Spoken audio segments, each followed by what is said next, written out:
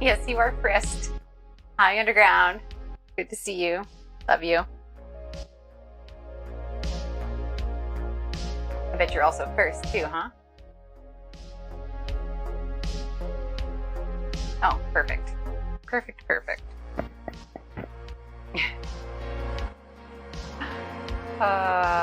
You're hilarious. Damn thumbs.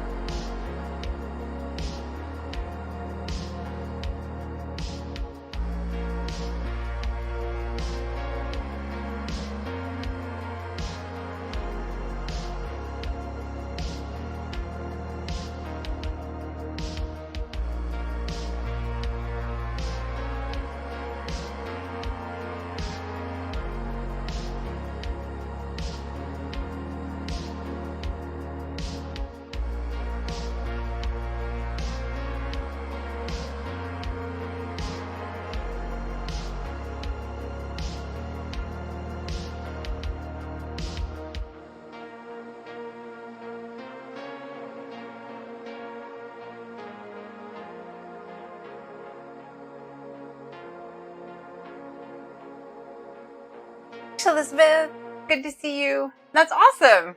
You got it on your iPad all figured out? That's exciting.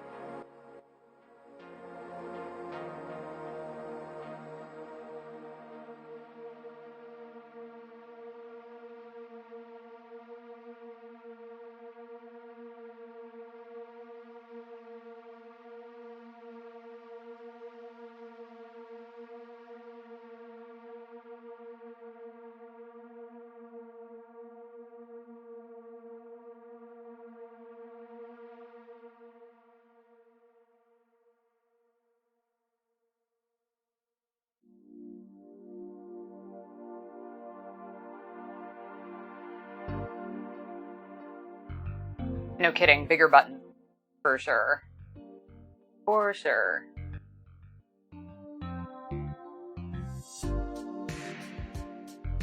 Hey everybody, happy Thursday and happy World Chocolate Day. I hope you've had a great week so far. It's good to see you. I've got one ear on the outside because it had gone from overcast and raining to, we've had severe thunderstorm warnings all day. So it's been like, And then it got super, super sunny about half an hour ago and I'm like, oh, okay, not bad. And then this giant cloud just rolled in, kind of like in Independence Day when that big spaceship sort of came up and it was like taking over the entire sky. So that just happened. So I apologize if I keep looking sort of this way because that's where my patio door is, and that could be where the good or the bad is happening. Anyways, back to the fun stuff. I don't know, underground. I thought it was done too. It was hot. Like, I was sitting on the balcony and it was like blisteringly hot. And then all of a sudden there was like no sun and this cloud has come in. It's hard to tell which way the clouds are coming. Like, sometimes like the lower ones are going south-north. Sometimes things are going east-west. Sometimes they're going west-east. Like, you can't figure it out right now. All I know is that we're not getting the tornadoes right now, so I'm A-okay with that. And we're also not getting the hail. So I'm very happy about that since I'm parked outside. Yeah, it got dark again like 5 minutes ago, like just before I went on. That's why I was a couple minutes late, because I'm like, how do I set this up? Because, yes, it is World Chocolate Day, which in my world is every day, but officially it's today. So I figured I would do a boatload of what else? Chocolate. Because I love it. You love it. I figure why not? So today on the menu, we are going to be doing a layered, kind of like an entremet, but more like a petit four. We're going to be doing a chocolate cake with a raspberry filling, chocolate ganache as well, and some feuilletine, which is just to add a little bit of crunch with all the softness. And then we're going to top it with a chocolate buttercream and finish it off with some tempered chocolate curls if everything goes well, because it's kind of warm in here, so I'm not quite sure how well that's going to work, but I guess we'll see. And yeah, so I guess in the interest of time, I've already baked the cake, because in order for it to have time to bake through and cool enough to be able to decorate it, it needed to be baked earlier. So that's already done. I just baked my favorite dark chocolate cake recipe. It's super, super simple, really rich, really delicious, and it should be perfect for holding up with all the fillings we've got. So if you guys are ready, I'm ready. Luckily, I don't have a time limit, but that doesn't seem to faze me anyways. I don't think I've ever made I think I've made a time limit twice, I think. So yeah. Yeah, I needed to get that cake baked, because it just, like, even putting it in the freezer, it still wouldn't have cooled all the way through. So got that out of the way, and so it's sitting there looking all pretty and ready to be trimmed up. And actually, he was just really good at putting away the ingredients so that I could have my space back, because I get a little frazzled, get a little flustered, wanted to get everything done, wanted to get it done quickly. So yeah, so he's a great help. But yes. Anyways, so if you guys are ready, we are going to get started. I'm going to start with the raspberry filling for the cake, because it needs some time to cool and set up. Yes, you did, and I appreciate that, because I did some purging of my fridge and freezer so that I would have room to, have actual food in there. I found some stuff that had been there for, pretty much since I got the freezer, so it was time to let go and say goodbye. And yeah, so that was a huge thing. Basically a minion. I'm okay with it.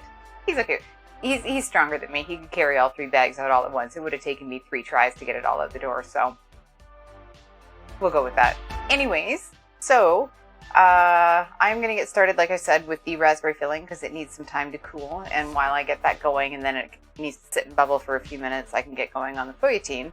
So in order to do that, I need to turn my oven on. So I'm going to start that, and I need to preheat to 200. Banzai. Oh, that sounded really dark and creepy. Anyways, I'm going to start my oven 200 degrees Celsius, 400 Fahrenheit. And let that heat up. While we're doing that, I'm going to come over here and get started on the raspberry filling. So the raspberry filling is actually pretty simple. I'm doing something different because this is actually supposed to be a cake filling. So I'm trying a slightly different method. And so I'm going to start. You can do this with fresh or frozen raspberries. I'm using frozen because it's just easier that way.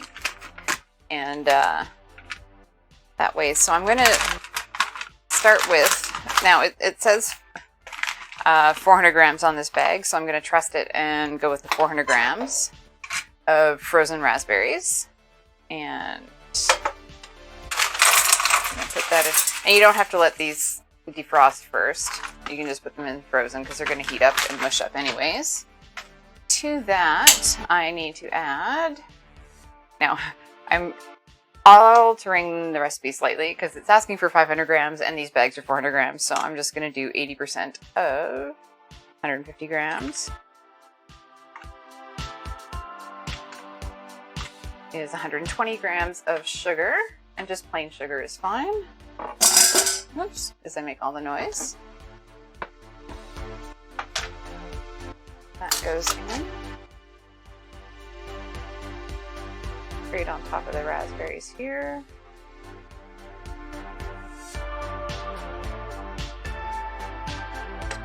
Oh, whoops, 140. Always these last little bits take forever. Yes, everybody needs a minion. There we go. 120 grams of sugar. And then we're going to need some lemon zest and lemon juice. So, zest of my lemon here.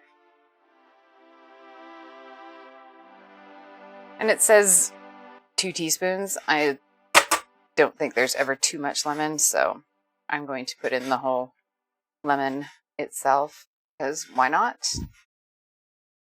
And lemon will really help brighten up the raspberry flavor. So we're going to get the whole lemon zest in there. And then we're also going to need a tablespoon of lemon juice. And luckily, I have all the juice from lemons I zested and juiced earlier that I keep in the fridge, so I'm not going to have to worry about juicing this one. Although, if you were juicing, it would be about half a lemon if you were juicing it right now. Just gonna put this on something so it doesn't... No lemons. I didn't even think about the lemons, actually. I totally forgot about it. I was too busy looking at all the other ones. Like, which ones are actually, like, useful today? And I'm going to need a 1/4 cup of water in there.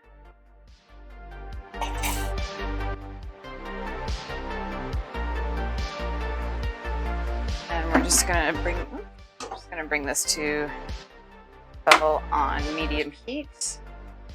But nice and cooked down here. So I'm going to put it on about 4. This thing is pretty, yeah, exactly. I do. That would help. But, I just like to keep people on their toes, see which ones are coming up on what days. Tablespoon of lemon juice. And I'm just gonna grab a wooden spoon so that I can start stirring that around. I'm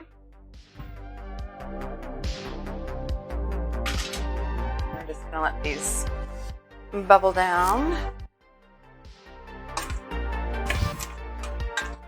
As you can see, it doesn't take long for them to really... There, now I just need to do the calculations on my cornstarch. I'm going to need 24 grams of cornstarch, because that's how we're going to thicken this. We're not going to use pectin, and we're not going to use jam sugar. We're just going to use some cornstarch and make a slurry. But that'll come after we've let this really come to a nice bubble and simmer for about 5-10 minutes or so. So while that is doing its job there, I'm going to move this out of the way for a second, because now we are going to move on to what I'm going to use a slurry in a hurry. That's terrible and hilarious at the same time, and I think that's more... I think people who live in Edmonton will totally get that. Maybe not so much elsewhere, but people who live in Alberta will definitely get that. So to make fruitine, which is going to be sort of that crunchy, crispy layer in my cake, I'm going to move my recipe and get to my next one. I'm going to just mix up some fun things here. So I've got my bowl, And need equal quantities of sugar, flour, melted butter, and egg white. So I'm going to use 50 grams of each. And I should probably melt the butter first. So I'm going to just weigh that out quickly. As you can tell, I'm super coordinated here. There we go. Okay, so we need 50 grams of melted butter. So I'm just gonna get my fingers all buttery here. And oh, come on. I hate butter wrappers. They're literally the worst. Literally the worst. Okay. Oh. Oh, grab a knife. Knife. Did I take out a knife? No, I didn't. Okay, this will do. So, 50 grams of this.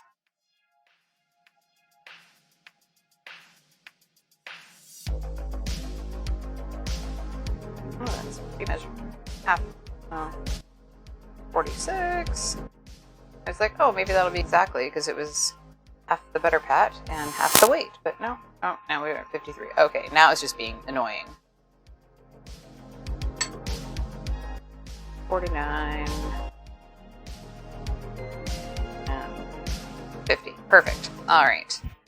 So we've got that. Just going to slide that into the microwave. I'm going to give my raspberries a stir here. They're coming to a bubble nicely.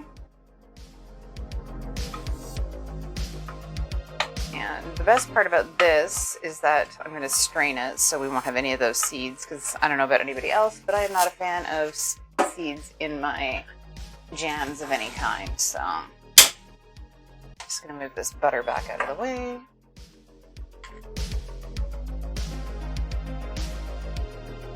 Units there. Let's try not to change my units on my scale. And we'll need the butter later for the buttercream, so I'm just going to slide that straight out of the way. And butter in the microwave. That'll only take about 10 seconds. Oh my god, really? Round to ground? That's hilarious. That's going to take about 15 seconds for something so small. And while that is going, I need 50 grams of flour and 50 grams of sugar. I'm going to use caster sugar just because it's much more fine.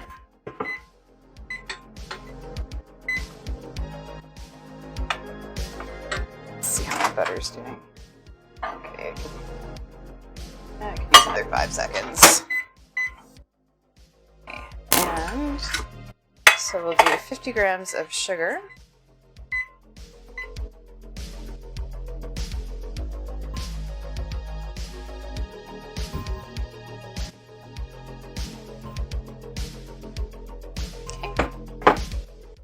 To that, we will add 50 grams of flour.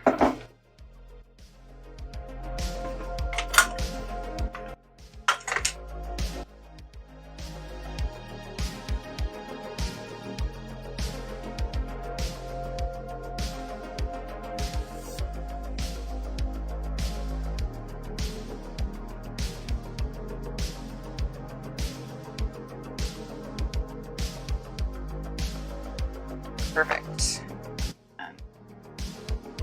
And squeeze that out of the way. I'm going to need 50 grams of egg whites. So I'm just going to give this a stir here.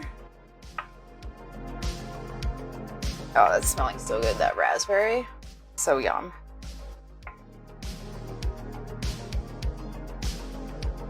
Although I don't think I cleaned my burner properly, so there's this like weird smell coming off it.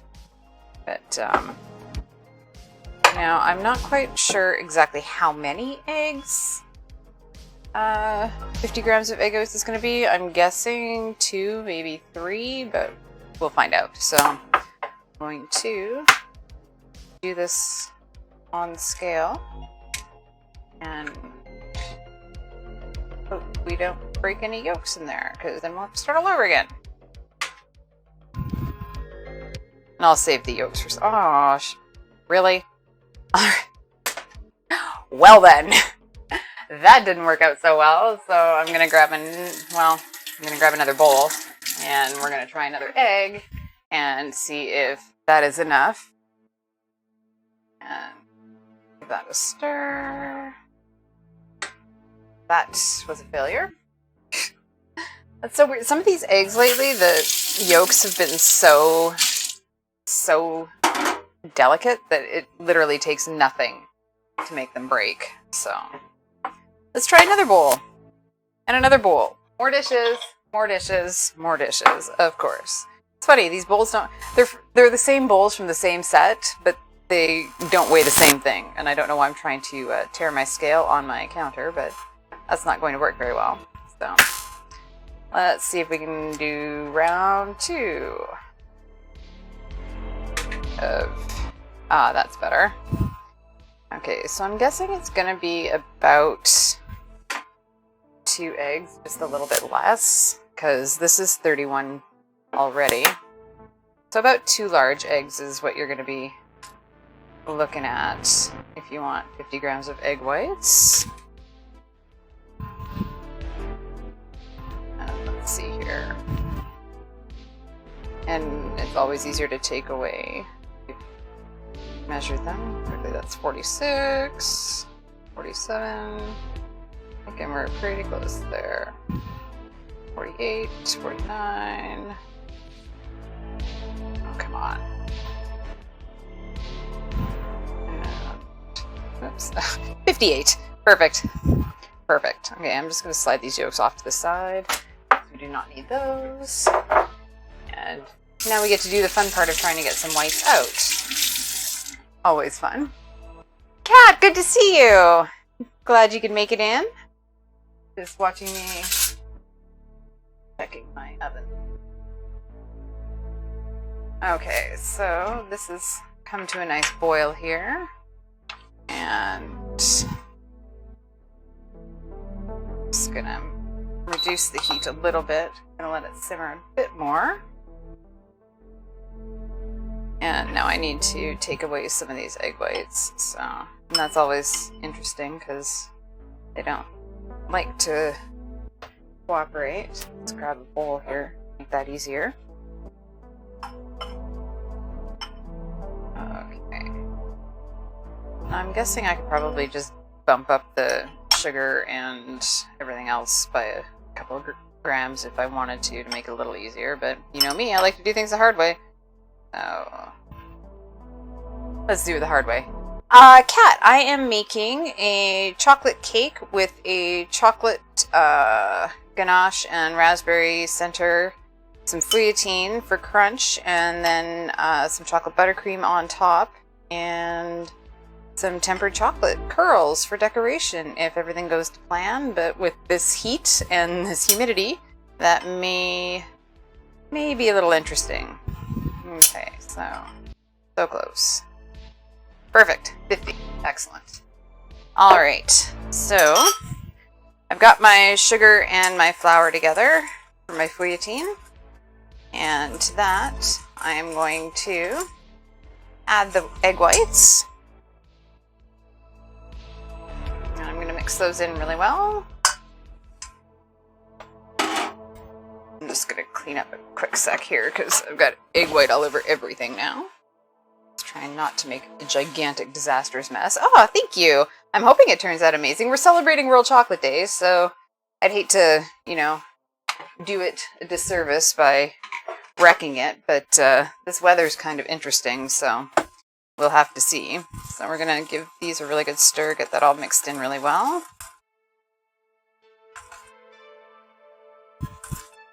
And full disclosure, I have already made the cake because otherwise it just would have never happened in a reasonable amount of time on a Thursday night. So that's good. We've got a nice paste going here. And now I can add the melted butter.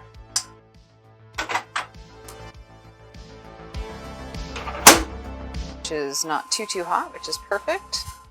Slide that right in there, and I'm just going to grab a spatula, make sure we get all that buttery goodness out of there.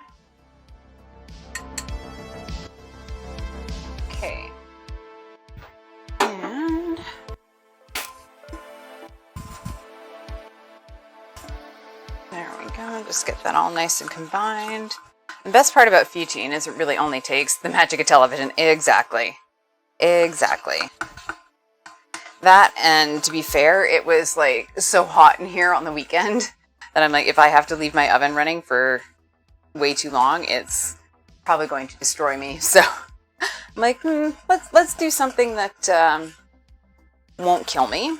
So as you can see, we've got a nice smooth combined paste here. And now what we're going to do is I'm going to check my raspberries first. And going pretty well. They started to really smush down and break apart, so that's exactly what you want. And give it another couple minutes there.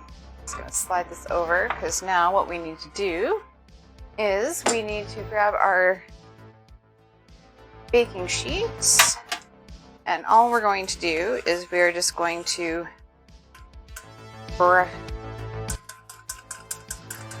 turn this out and then just spread it as thinly as possible.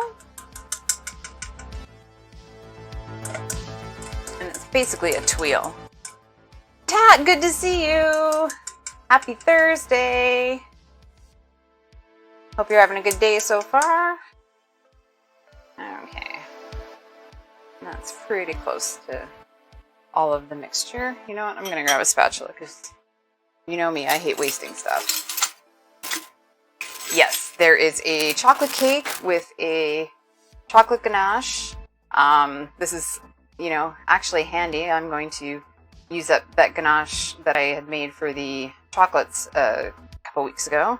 And raspberry filling. And then there's going to be some fettuccine, which is what I'm making right now. And then there's going to be some chocolate buttercream on top. And then hopefully if we can, you know, make it through this weather with all this humidity, I'll be able to temper some chocolate to make some chocolate curls for decoration. So yeah, that is the plan. So with these, you just want to kind of spread it fairly thin, because they're gonna, basically after you cook them, you're just going to crumble them after they've cooled into shards, and they'll be nice in between the layers of cake to add that little textural element. So, doing pretty well here. Try not to have too many really thick parts, because those parts won't cook as evenly. Okay, and then I'm going to slide these into the oven for about 5 minutes is all it takes. That's the beauty of these things, is they're pretty quick. So I won't have the, I hope that's a good wow. So I won't have the oven on all night, because that is not what I am aiming for. So I'm going to give these for 5 minutes, and I'm going to bring my raspberries back over here. As you can see, they've really all sort of mushed down, which is exactly what we want. And that's perfect. So I'm just going to forgot to grab the heat pad so that I can put the pot down on the counter, because now we're going to strain it. So grab that, and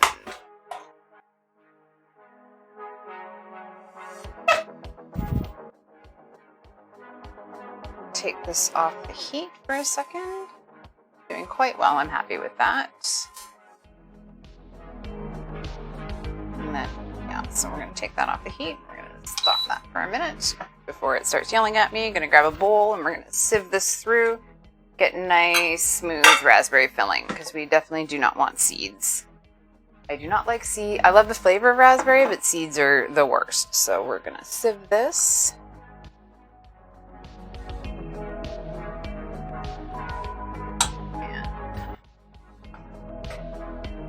Right here. We're just gonna pour this in.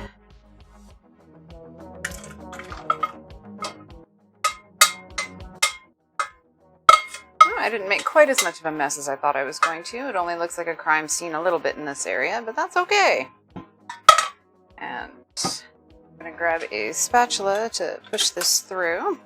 And you need to be fairly heavy-handed because the seeds do get in the way. So I'm just...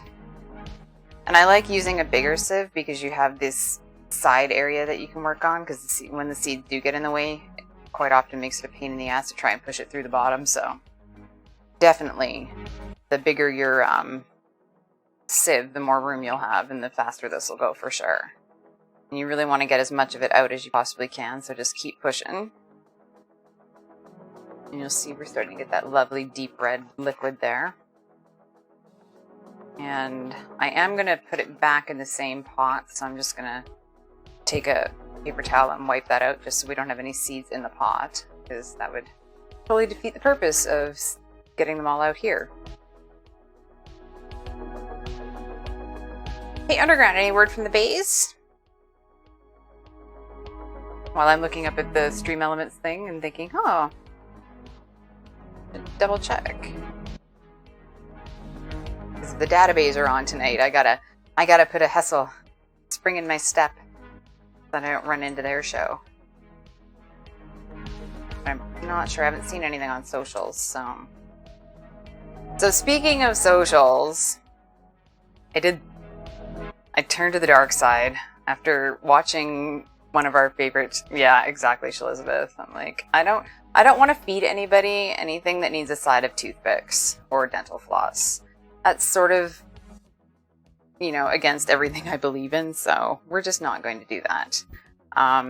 So yeah, I have officially gone to the dark side. I was listening to one of our favorite streamers, and he was talking about how, you need to get yourself out there in more than ways than one. So I joined TikTok.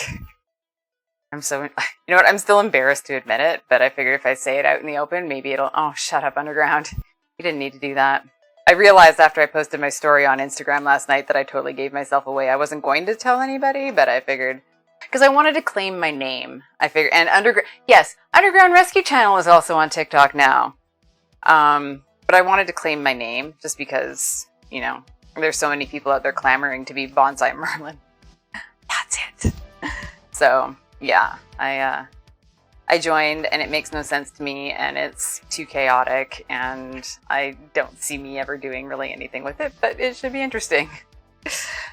I went on there, literally, when I signed up, it asked me, oh, so what are your interests? And I literally put food and drink. That's the only thing I put. Not entertainment, not fitness, not health and beauty, not, dances, nothing. Food and drink. That's it. I opened it up yesterday.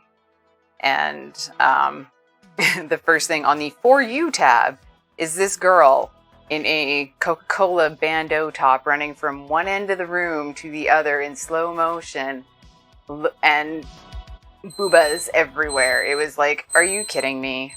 So I'm just going to go check on my For You team because I want to make sure that it doesn't go over. Yeah, it was just all boob. And literally, I swiped as quickly as I could because I didn't want to, have that come up as, oh, you've looked at this, so stick with this. Hey, how are we doing here? Oh, yeah.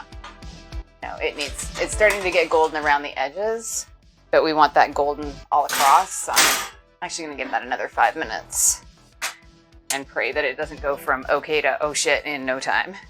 Oh shit. And also don't rest your strainer in your liquid because then you have to redo your work.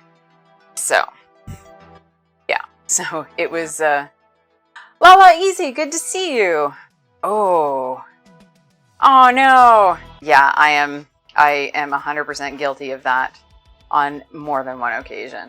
I have had many things that have ended up, hence all of the garbage that Underground had to haul to the dumpster today, because yeah, there were things in my freezer that have been there since I got the freezer, which was well over a year ago. Yeah, you go through all that work and you make something so beautiful and then it makes its way to the back of the fridge and you just forget about it, or you use some of it and not all of it, and then you're like, oh, so mad, so annoyed with myself. So just about good here. And yeah, you have to be pretty aggressive with raspberries because these seeds are so big. But you can see there's stuff on the bottom. So you don't want to push too hard because you end up with seeds getting back into there. So you have to make sure you've chosen the right sieve too. I have a feeling I might have pushed a couple in there. So science experiments. Yeah, exactly. I've had a number of science experiments in the fridge. Let's just clean off the bottom of my sieve here. Yeah, I think I might have pushed a couple of seeds back in, but certainly not all of them, so we're okay. We'll forgive a couple. Those will be my pieces. I'll eat those pieces. Okay, so that is toast. Move that out of the way. And then what we need to do is we need to get this back in that pot. Make sure I don't have any of the implements that have seeds on them going back in there. And I'm just going to give this a quick swipe to make sure we've got all the seeds out of the pot. Although I guess it really doesn't matter since there are a couple in the strained stuff. Already do? Yeah, exactly. I know. I do that all the time. I'm like, oh yeah, I'll freeze half of it, or I'll put it in the fridge for now and I'll freeze it tomorrow. And then tomorrow comes and the freezing never does. So yeah, no, not my finest work sometimes. Okay, so I'm going to pour this back into my pot fairly carefully because I do not want more of a crime scene look around here. As you can see, I'm getting raspberry everywhere. That's okay. At least it's tasty. And I'm probably going to use like every spatula on this, I think. This is officially the more dishes, for sure. Yeah. Yeah, no, I have all of the sieves. I'm going to put this back over here. Oh my god, there's like raspberry everywhere. I'm going to be washing my walls for the next, like, forever. And so I am going to make my slurry now. And then we will put that back on the heat. We'll wait to put that back on the heat. Let's see here. Where's my cornstarch? There's my cornstarch. I'm like, I had it over here for a reason. So I need 28 grams of cornstarch. Did I say 28? I have to break out the calculator again. I'm doing terrible. Yeah, all the spatulas today. I'm glad I changed to that emote because I had a feeling. So 30 times 0.8. 24 grams of cornstarch. Good thing I checked on that because we would have had like gloop that wouldn't have done anything. So I had a bowl that I was going to do this in. And I used it for eggs. So let's try that again.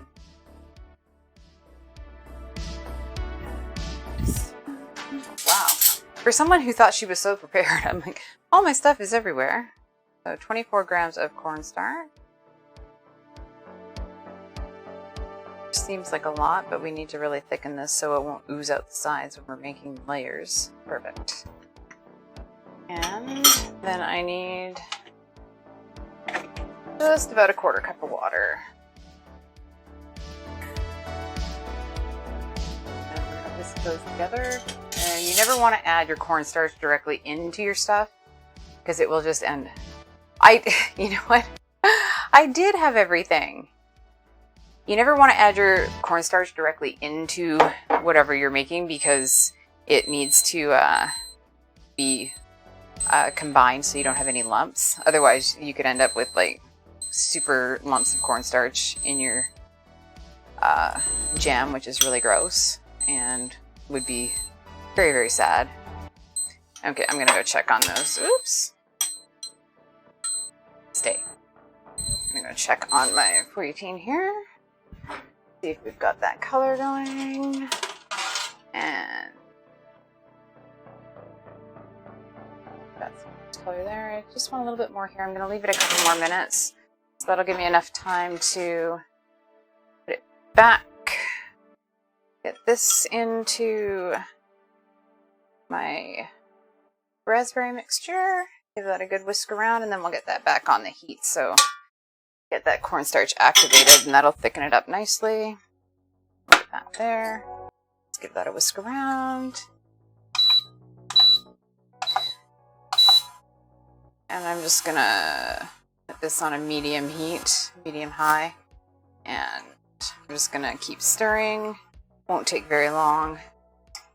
We just want to keep whisking because we don't want it to burn to the bottom. We just want to bring it to a boil, and then we will reduce the heat to medium-low and let that go. It's a really pretty color. Kind of happy with that. Doesn't look like too many seeds made of it. I can see a few floaters in there, so I'm a little disappointed. I was a little too aggressive. I picked the wrong sieve. I probably should have picked a different one, but I wanted one that was big enough to fit over my bowl and use the whole sides, so. I'm just waiting to see if I smell anything burnt from the oven. I shouldn't. It won't. It won't. We're good. Yeah, you can already see it starting to thicken up as I'm stirring here. So I'm just going to leave that for a second. Let's see how we are boiling-wise. Oh, yeah. So that has come to a boil, which is good because that's exactly what you want. That's what's going to activate that cornstarch. It's also going to cook that cornstarch flavor out. So I will turn this down now to medium-low. Yeah, you can, like, look at that. You can already see it getting there. Perfect. So we're going to give that a couple more minutes just until it's nice and thick, and then we are going to take it off the heat. We're going to pour it out on a tray and let it cool off so that it'll be nice and cool to use in our cake filling. Yeah, this is fine. It's all fine. It's all fine.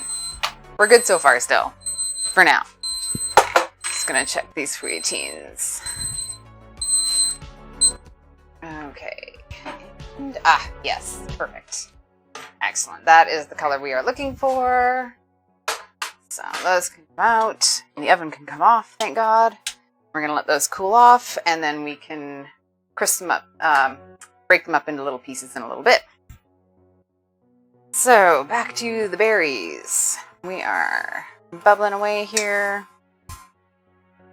And I am happy with that. Oh my god, it smells so good. There's nothing, honestly, there's nothing better than the smell of fruit. Doesn't matter what kind.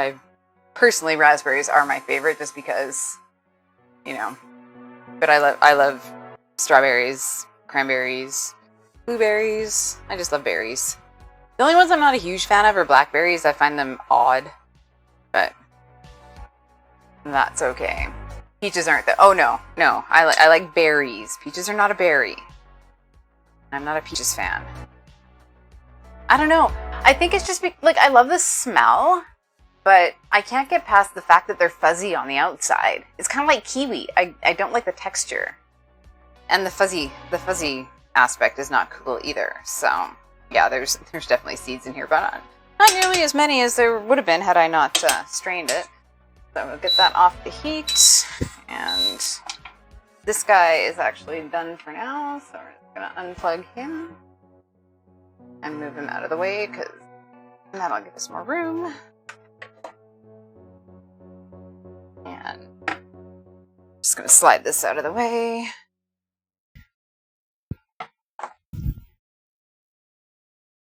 Perfect. And where's the spatula that I had that didn't have all of the berry on it? Can't tell anymore. Yeah, all the dishes, more dishes, and I have no dishes. Okay, there we go. So I'm just going to... This is going to be a fun set of dishes. Okay. And get this out here. This is just going to help it cool faster, increasing the surface area and getting it out of the hot pot. You leave it in the hot pot, you've still got that residual heat happening. More dishes, yep. Yep. I will admit though, last week, I couldn't be arsed to do my dishes until the next day. I was like, you know what? I got the food put away after Canada Day. I'm like, I can do all the dishes in the morning. So I did.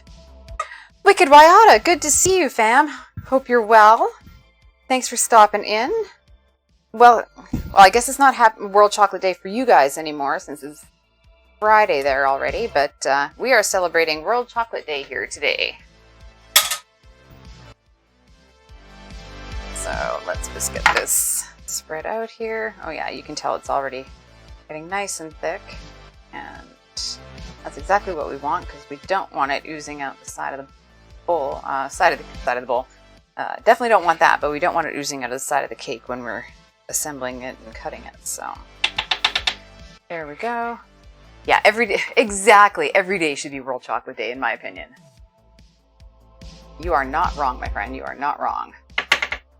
All right, so just gonna set this aside. Woo, that is warm. And get that moving there. Just gonna slide a couple things out of the way because it is now, fingers crossed, if we're lucky, be able to get some chocolate tempered and make some chocolate curls to decorate the top. Actually, you know what I'm gonna do first? I'm gonna do, yeah, I know, Underground. And I used to be the same way, but once I started working with it, I just, yeah, chocolate is my everything now, so I'm gonna move some stuff out of the way here. Just trying to, oh yeah, I hit my steps on my Fitbit. My electronic leash here is happy with me today, so that's good. And you know what, I'm gonna do the buttercream first. I think that might be the smarter thing to do. So we're going to do, it's because it's World Chocolate Day, honestly. Like I said before, I go into that National Day-to-Day calendars and look at whatever food holiday was. And so yesterday was National Fried Chicken Day, and today was World Chocolate Day. So I actually was torn. I wasn't sure whether I was going to do fried chicken or chocolate cake. And I'm like, well, I kind of have to do chocolate on World Chocolate Days. So we're doing, yeah, cake for the sake of cake. Absolutely. I am here to normalize having cake whenever the fuck you want it. Honestly, like I don't get this celebrations only. You want cake, have cake. Honestly, like that's my whole thought process on that. So, temper chocolate or make buttercream first? I had this thought and then I had another thought, and let's see what order I put my recipes in because that'll tell me exactly what I planned on doing. Yeah, fried chicken. Yeah, buttercream. Buttercream is correct. Well done, Underground. So I am actually doing what's called an easy Swiss meringue buttercream.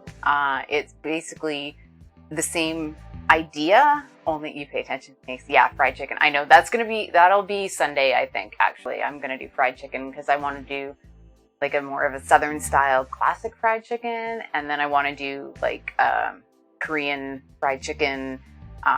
I want to do some boneless, some with bones, different sauces, try brining some. So yeah, I'll be making my dinner for the next week, basically, with that one. You pay attention? That's okay. I can't read. I didn't notice that. So you're good. You're good, Underground.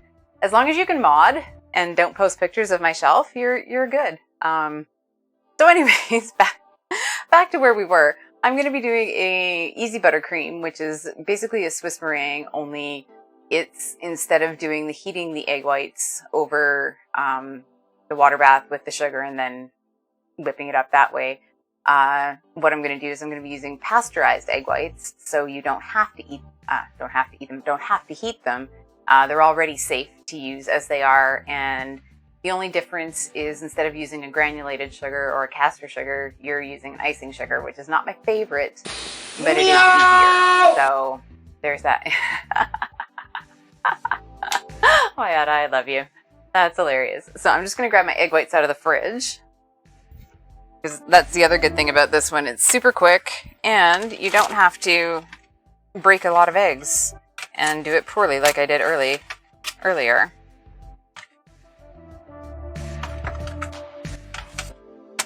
Okay, so I have my egg whites, and I'm just using the regular ones you get at the store in the cartons. They don't need to be the organic or anything like that. I see that they have free range and organic, and I'm like, you know what? I don't need to spend another $3 on egg whites just for a label. So on that, I am going to grab my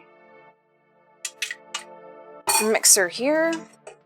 And I'm going to grab my... Oh, I forgot I need to clean off my beaters in my bowl, so I need to bring out the lemon juice again.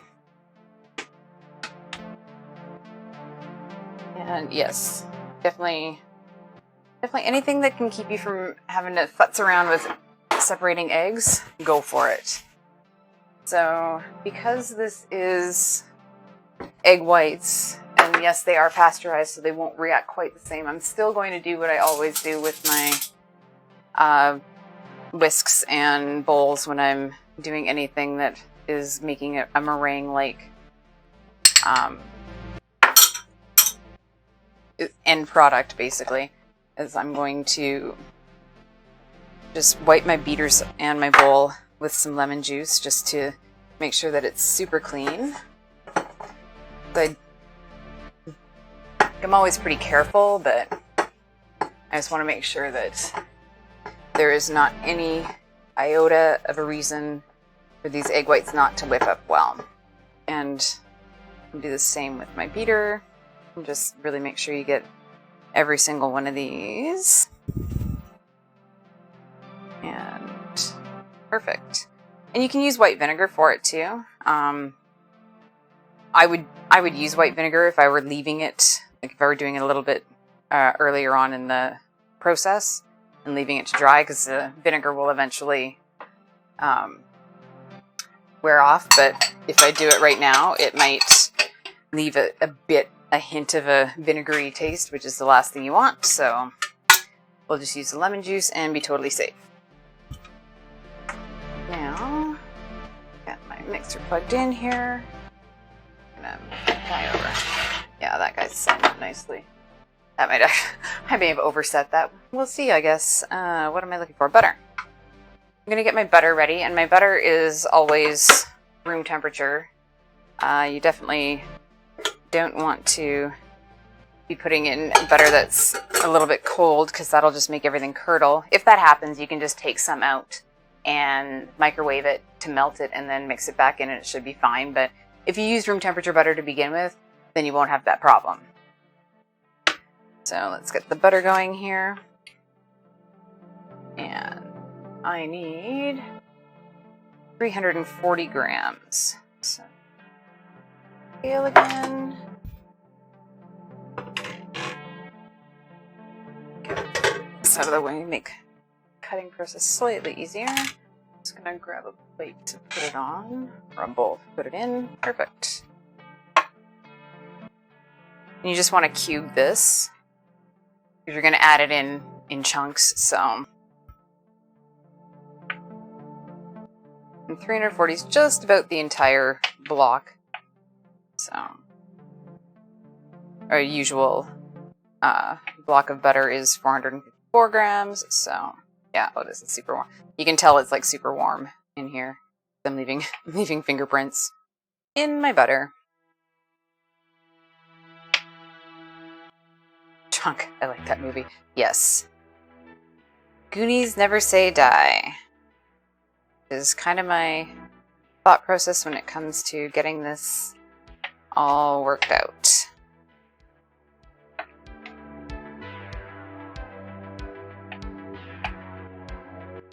Yeah. And we're about halfway there. I know that's going to be pretty much this entire block, because I've already used 50 grams in the fouilletine, so let's trucking along here.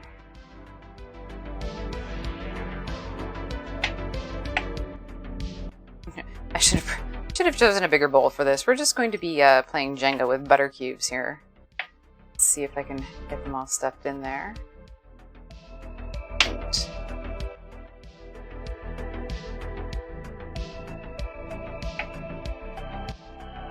So it doesn't sound like there's any thunder or lightning out there, so that's a good sign.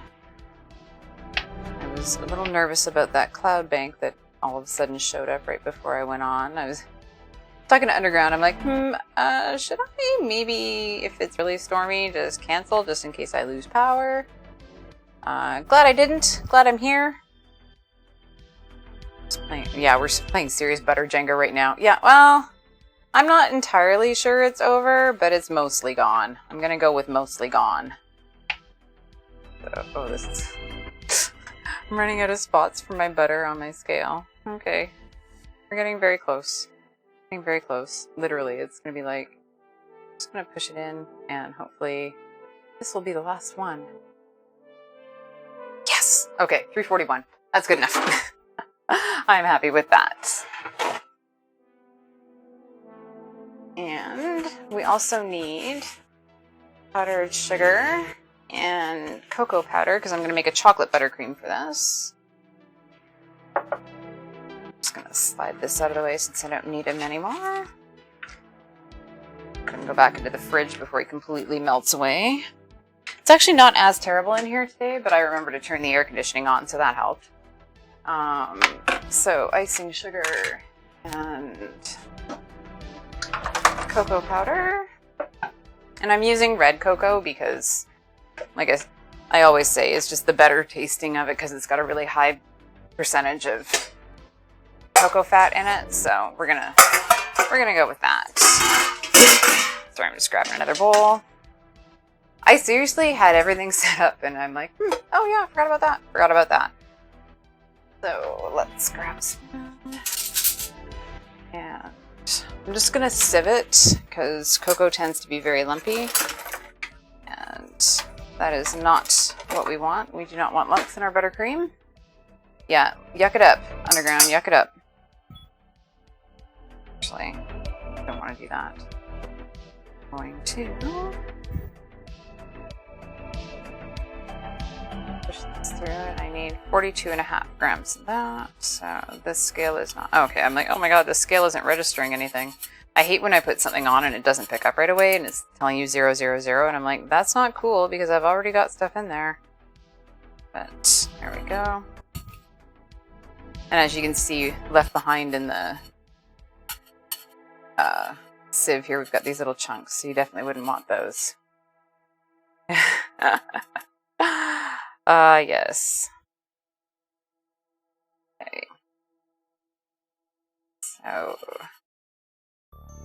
30 grams and 33. I'm gonna add a little less at a time here. Should be getting pretty close though.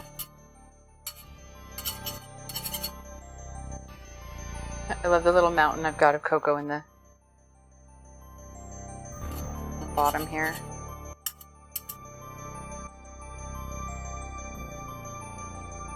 $41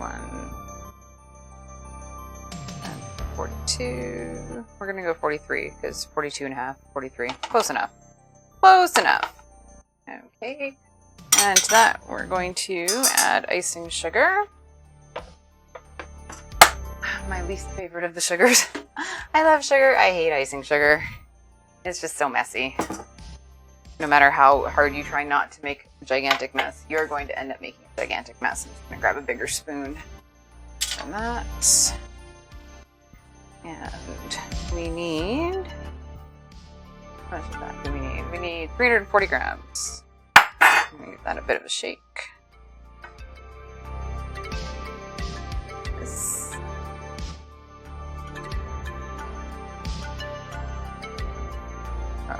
Okay, should have used a bigger sieve for this.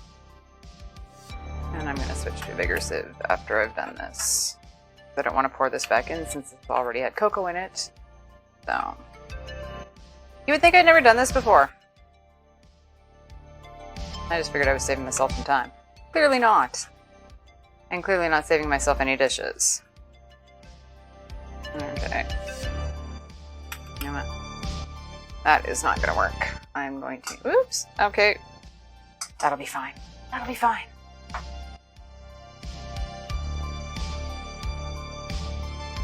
There we go. More dishes? Yeah, exactly. Like, I was really trying to avoid as many dishes today, just because, you know, it'd be nice not to have 3 hours of cleanup afterwards, but clearly that is not going to happen. It'll be another one of those, I think I'll do them tomorrow kind of situations.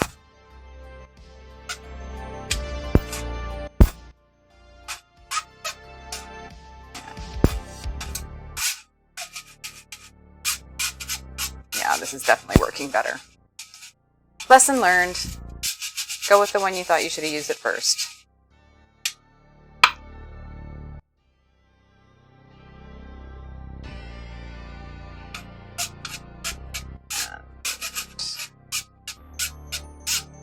Just making a gigantic mess everywhere. If you have one of those, I have one of those things that you can actually like put it in and then press the handle and it sieves through, but I find it doesn't work as well. And if you're trying to weigh it, it really doesn't work very well. So, because it doesn't come out quickly enough and it gets stuck in the top.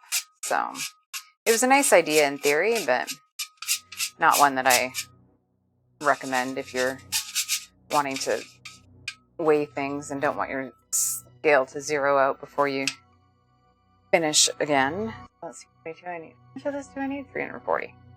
Feels like I need almost, it's basically almost half a bag of icing sugar in this.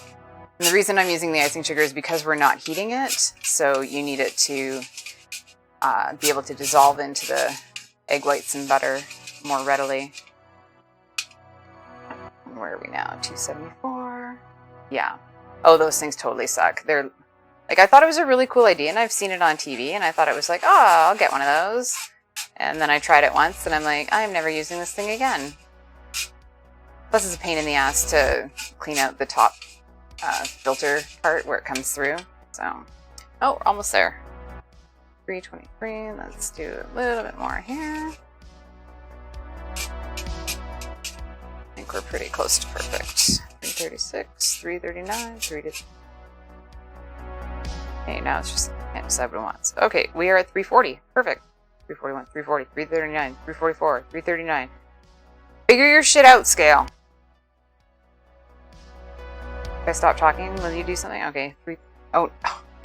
It went 338, and I'm like, okay, now it's at 337. 336, 337. I'm like, I'm gonna be firing this.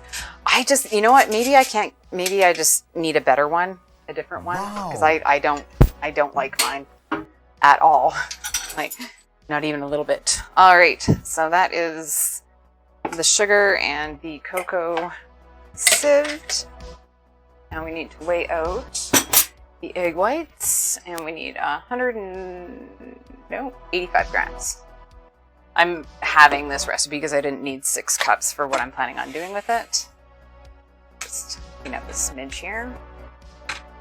So just give these a good shake. And we'll put the egg whites in the bowl.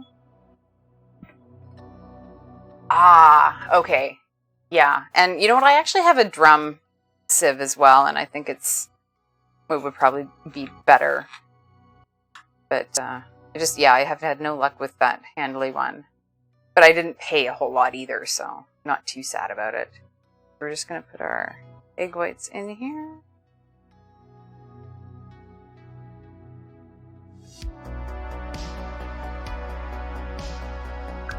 Yeah, this is way easier than cracking eggs. Screw cracking eggs! But I will caution that you can't really use these for a regular Swiss meringue buttercream. Because of the pasteurization, they act differently. So you won't get the same kind of result using egg whites like this for a Swiss meringue. Or so I've been told. If you have a different experience, I'd love to hear, because that would save me a whole lot of headache. Just gonna slide that out of the way. So to our 85 grams of egg whites, we're going to dump in very carefully and trying not to make a mess. The powdered sugar and the egg whites. And we are going, cause a sandstorm here. Cue the soundtrack there, a little Darude. Would be perfect. Put that on here. I'm gonna put it on low for a minute just to let it combine. And then we'll turn it up to high for 5 minutes, which will give us enough time once we get this going here to let that all combine. And it's going to take a couple seconds just to get through because that is a fair bit of icing sugar and cocoa, and those are both super dry, but you can already see it's starting to clump up there. So yeah, it just takes a minute. Yeah, there you go. Now you've got like the pudding kind of thing. Sandstorm. Yeah, pretty much. Pretty much. Let that work its magic there. Just going to give the bowl a bit of a tap here just to... The other good thing about this is that it really doesn't take very long because you can do this. You don't have to worry about cooling down your meringue before you add your butter. So that's pretty good. I'm just going to give it a nudge because I see that there's some stuck on the sides there. So let's just park that whisk in the most awkward place I possibly could have stopped it. I'm like pausing a video at a blink. I parked my whisk in the exact wrong spot. Okay. So, happy with that. I'm gonna give it another second just to combine here. And then we are going to turn it up and get it whisking on high for 5 minutes. Okay. And there we go. I know it seems like it's never gonna get there, but I promise you it will. I didn't believe it when I first did this. I never thought this was gonna happen. So we are just going to let that go for about 5 minutes. I'm gonna go check on the fouettine because I think it should be good enough to be able to break into pieces, and it is, so that's perfect. I'm just going to put it into shards, and this is going to be beautiful in the middle of the cake.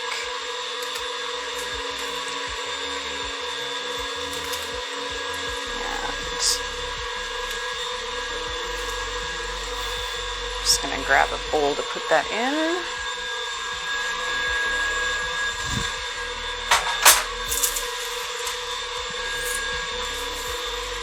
I love this. Now, when you're using a fouettine, one of the things you want to do is, in order to keep it from sogging out, because the whole point of it is to be a crunch element, is you don't want to put it near anything that has too much liquid in it. So the jam will be fine. And I should, by liquid I mean like dairy, so you don't want to put it with like a whipped cream or something, because that's basically like putting cornflakes into cereal. They're eventually going to sog out, so they won't stay crunchy for long. So, and these are wonderful just on their own. I made a batch once and I only needed half of it, and I ate the rest of it just as snacks because it's so tasty.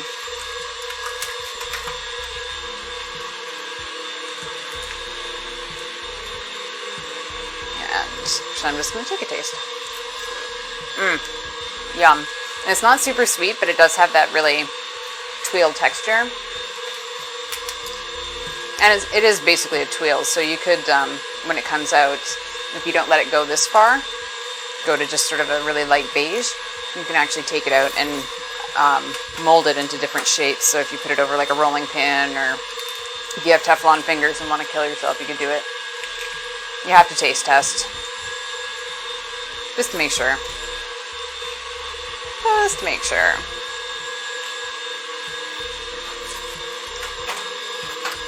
Yeah, it's kind of a fun little element, and because everything in this cake is soft on soft on soft, you need something a little crunchy just to make it more interesting. Yeah, it was funny. I was in another stream earlier today, and somebody was. Someone I've watched for a long time, and he's like, I haven't had a chance to check out your stream, I'm really sorry. And he's like, but I have a feeling that if I watched it, I'd leave there hungry. And I'm like, that's pretty much the state everybody leaves this stream in, so I apologize for that.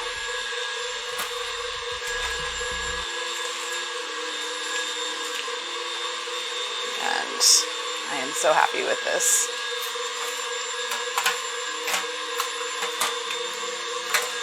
And it's funny, you can buy this in packages in stores if you want, but it's so easy to make and so quick. Oh, that lovely metallic-y glass paste. I love that. As long as you don't think you're having a stroke with that. But yeah, you can buy this in bags at like Duchess Bake Shop if you're here in the city, but it's so easy to make your own. I would highly recommend doing that rather than spending $10 on a bag of the pre-made stuff. Okay. This is actually working out perfectly. By the time I've done this, we'll be ready to check on the buttercream. And if you don't use it all, you can just put it in an airtight container. It keeps for at least a month, if it lasts that long. In my world, it hasn't yet, but and it's good on anything. It's good on ice cream,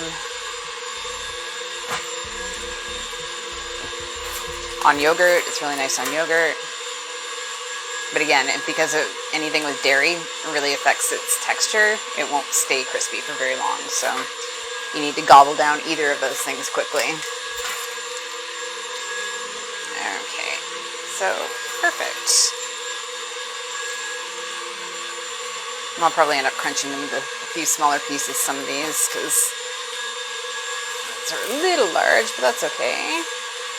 Excellent. All right, I'm going to go back to check out how our buttercream's doing.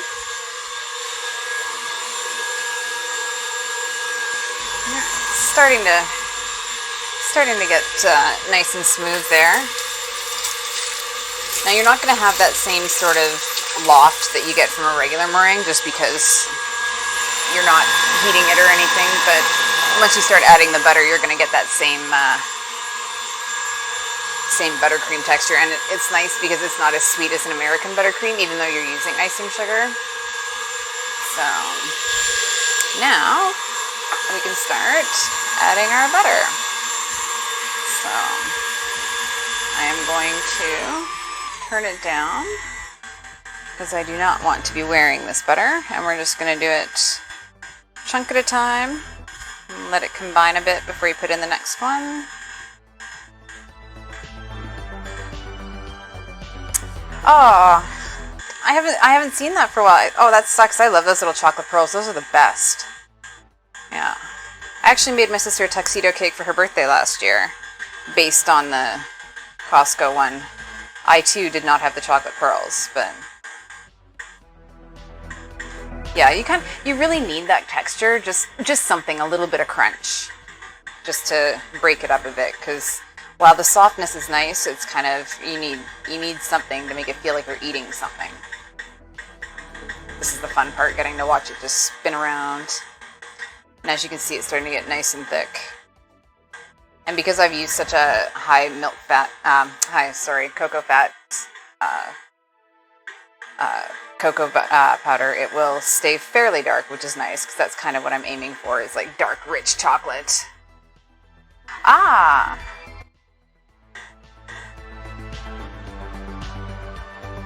So they have started putting him back on?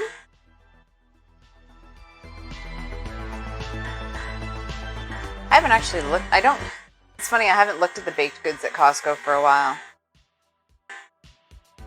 Probably because I really don't need a family-sized dessert for just myself. Because I know exactly how that would end up. Me in front of the TV watching MasterChef Australia and finishing off an entire cake. Okay. Cake's back. Oh, okay.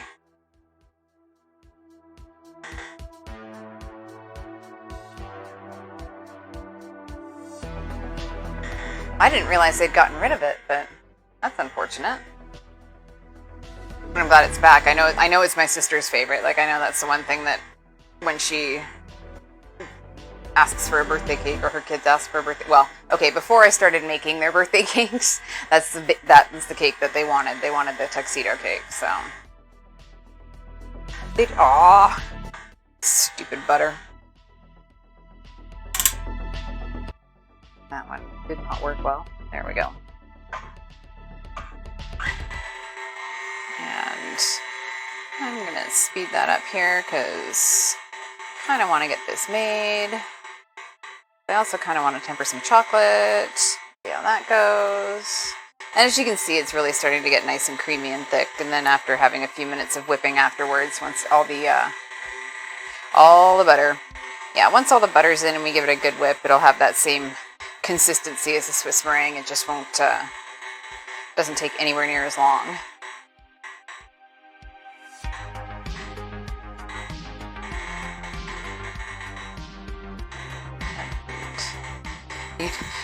You can tell as you're getting close to the end that you're starting to reach like maximum butter capacity for the recipe you're making, because it's like, I don't think I can take anymore. It's like, come on, you can take a little bit more, a little bit more.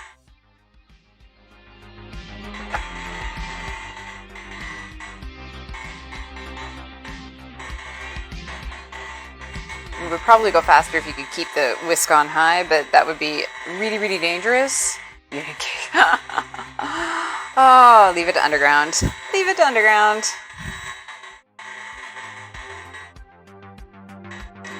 Okay. Almost on the home stretch here. 2 chunks left. 1. And 1 more. There we go. I'm just going to let that combine a bit, and then we're going to turn this up to warp speed and let it go just for a few minutes there. While that's going, I'm actually just going to clear down a bit here because I want to get everything out of the way so that we can start tempering some chocolate for our decorations. Wash my butter hands. I've got raspberry jam on my wrist, on the inside of my wrist. I'm like, that's how far it flew.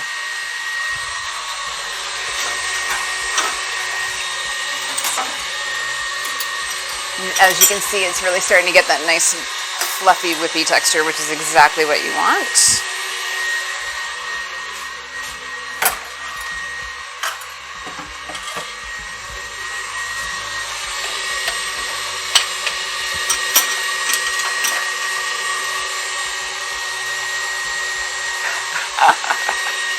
Yeah, true.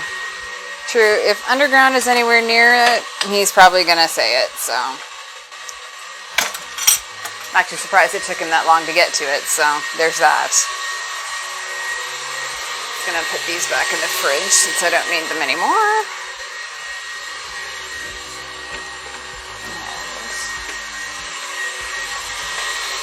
Yeah. Oh, I love the way that's looking. Like, look at how good that looks. I am going to, in a second, stop it and just give it a bit of a stir, just to make sure that we don't have stuff stuck along the sides that isn't getting mixed in, because you can see there's some butter along the side there. So I'm just gonna take that off. Oh, check that out. Like, that looks amazing. Yeah, true, you do.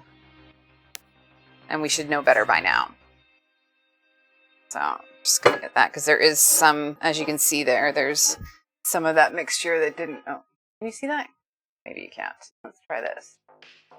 So as you can see, there's some of that didn't get mixed in here. So I'm just gonna scrape that down, and then we can continue on our merry way. You want all that chocolatey goodness in there. This is World Chocolate Day after all. We are celebrating all the chocolate. Okay. Oh. And you can tell it's a good texture when you've got that much on your whisk and the whisk isn't going anywhere. Okay, so let's get this guy back on there. And we'll give it another 4 or 5 minutes doing that. No, I'm not going to do that. I am going to give this jam a stir though, because I have a feeling it might be a little too set. You might have to warm that up when we're ready to use it. Just to get it. No, it's not. Okay, it's not too bad. I was concerned. I had no need to be. There we go. But it has cooled off nicely, so that'll go perfectly into our cake. So might as well just leave that in there, because that will be my jam spatula. And salt and vanilla for the buttercream. I'm just going to move some stuff that we don't need out of the way. Bring my creatine over. That'll be nice and chilled by the time we're done there. And I'm gonna grab my chocolate. Now today I'm gonna be doing the microwave method again. Basically, you just want to bring your chocolate up to the point where it's half melted and still half solid, and then stir the crap out of it until it's all melted. And if it needs a little bit of help, you can always take a hairdryer or a heat gun, anything that's a dry heat source, because you don't want to add any moisture to your chocolate. So I think for this, I'm going to, probably 200 grams should be enough. Because I'm just going to make chocolate pearls for the top of the cake. So,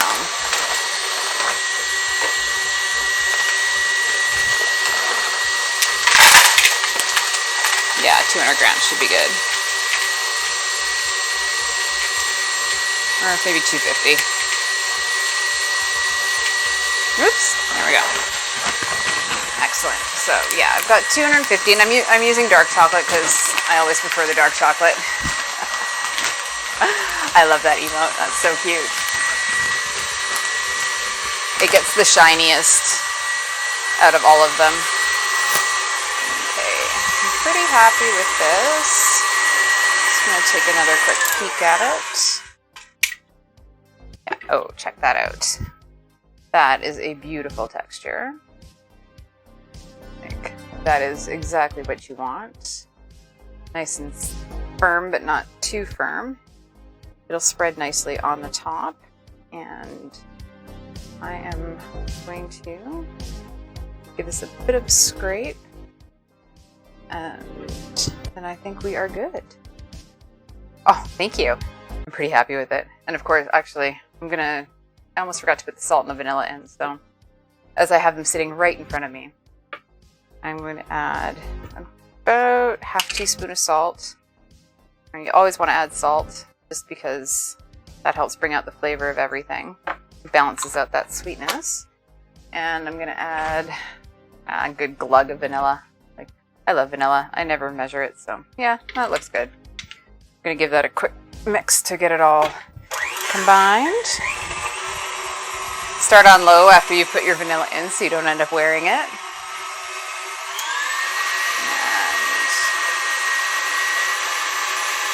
And once you've got that all combined, that's perfect. Now, if I were using this as a full-on icing for an entire cake, I would actually take the whisk off, put my paddle on, and let it run on low for about 10 minutes just to get rid of any air bubbles. But since this is just going to be one layer on the very top, I'm not too concerned. Umbra, good to see you. That is exactly the measurement I was thinking. A glug is 4 splashes. Or a couple of these. I'm okay with that. Welcome back. Nice to see you. I hope you're having a good week. Happy World Chocolate Day, which is what we are celebrating here. Okay, I am happy with that. I'm just going to move this out of the way. And let's give this a nice stir here.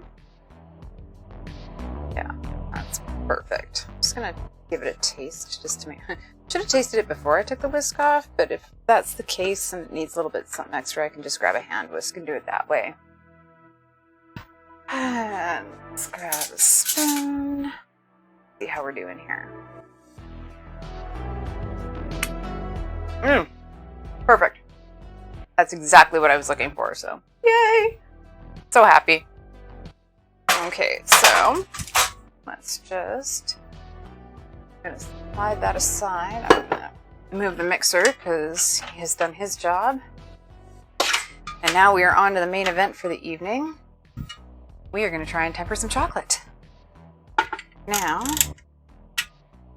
this should be interesting because it is very warm in here right now, so I am hoping that the humidity and the heat don't affect everything, but I guess we're about to find out.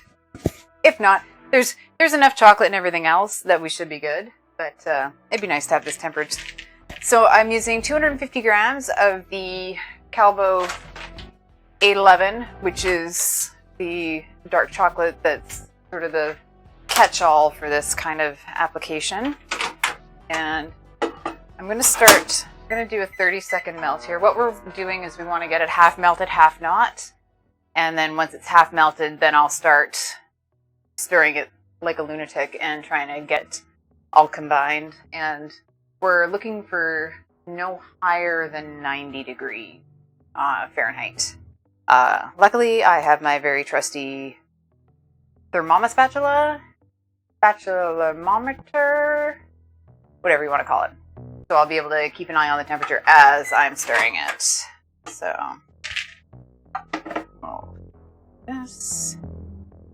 And so you can see we started to get a little meltage here. And you also want to do this in a plastic bowl because a glass bowl will hold the heat and you will very, very likely over warm your chocolate, and then you'll have to temper it a more traditional way, either the seeding method or tabling or with cryo, whatever you want to call it. So this could probably use another, because my microwave is so aggressive, I'm going to go 10 seconds. I don't want to overdo it. Spatchometer, yeah. Now I need that spatchcock emote back. Although it was so funny, I was watching someone yesterday, or a couple days ago. Thermatula, excellent. I think we need to trademark those. Okay, yeah, we're starting to get more melt. And you want to give it a really good stir in between each, because you don't want, like, it's funny, you'll find these little puddles where they've all of a sudden really started to melt. So we're going to keep her going here. We'll do another 10 seconds. We need to trademark that name, I think. Thermatula. Spatchometer. I'm good with both. Okay. And there we go. As you can see, we're starting to get nice and melty here. And let's put it on the correct. We're about 84. And if we get to the close to where it's almost all melted, but it's fighting you, we can use the heat gun, which is definitely a smarter way to go, because we're already at 87 here and it's still pretty thick. So I'm going to give it another 10 seconds, and I think that's sort of going to be the perfect spot for it. Spatchometer, yeah. I do like them both. They're both accurate. That's all that matters. That's okay. Amazon sent me one of those, oh, based on your recent purchases, would you like to purchase this? And I'm like, I already own that. I'm like, I realize that I tend to buy things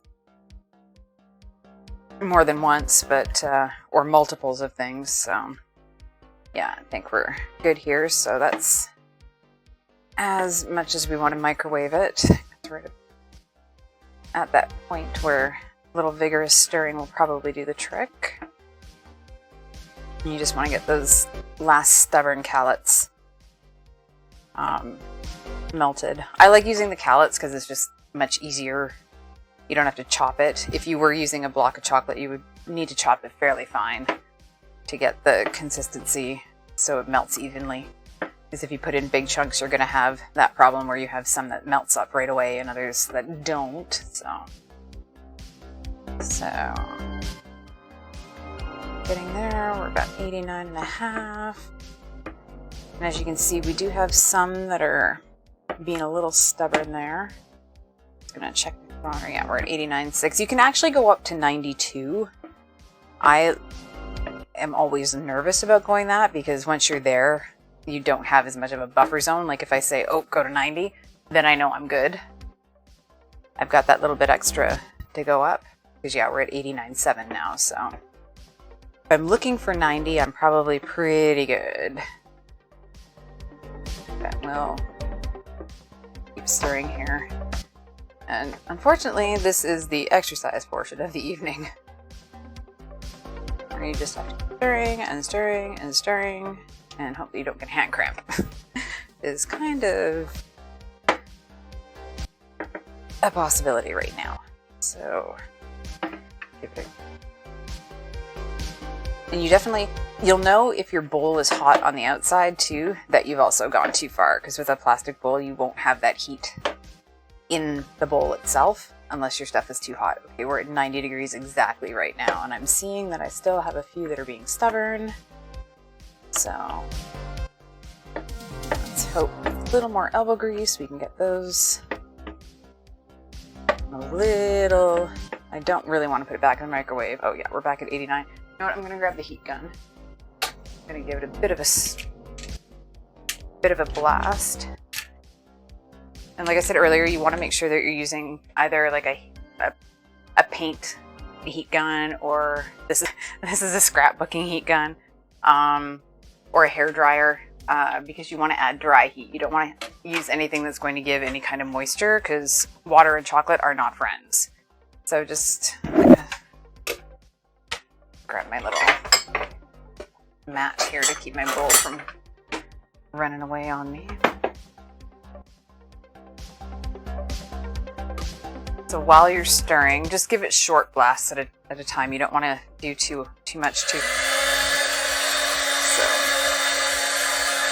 there we go. So yeah, and that brought it up to 90 pretty quickly. So you want to be really careful with your temperatures here.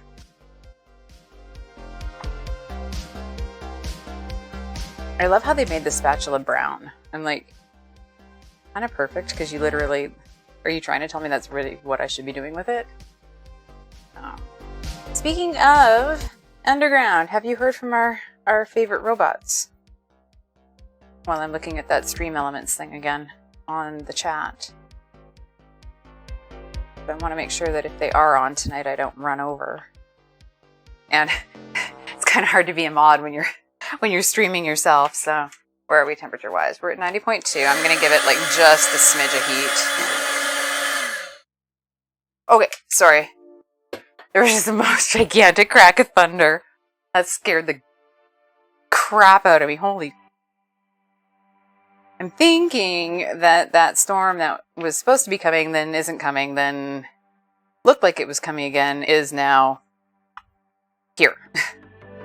Based on that sound, where are we? 90.2. That is pretty perfect. I'm just going to check for unmelted spots. I'm going to give it one last little blast, because I've got a couple really stubborn ones in there. Perfect.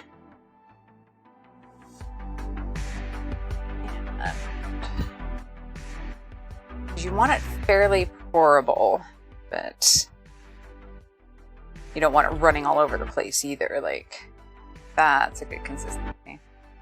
Where are we at? 90. You know what? I'm gonna go a little bit higher. I'm playing with fire now. Okay. Okay, I did hear thunder. I thought I was going crazy, but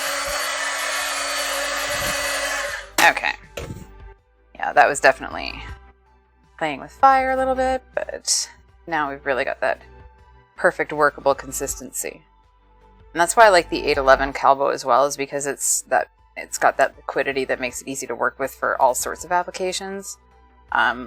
You'd be able to, like, they make a bunch of different chocolates. Most of them aren't readily available unless you're a chocolatier, so it's not a big deal.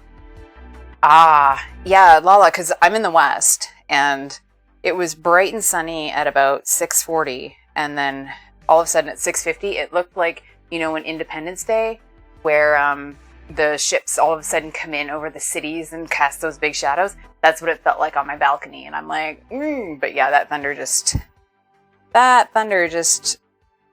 came up. So we're at 90.6. I'm happy with that. So I'm going to grab my acetate, and I'm using a sheet today. I have strips in rolls, but I actually have sheets to use today, if I can get them out of my packaging here. And I found these at Barb's Kitchen Center, but you can get them on Amazon and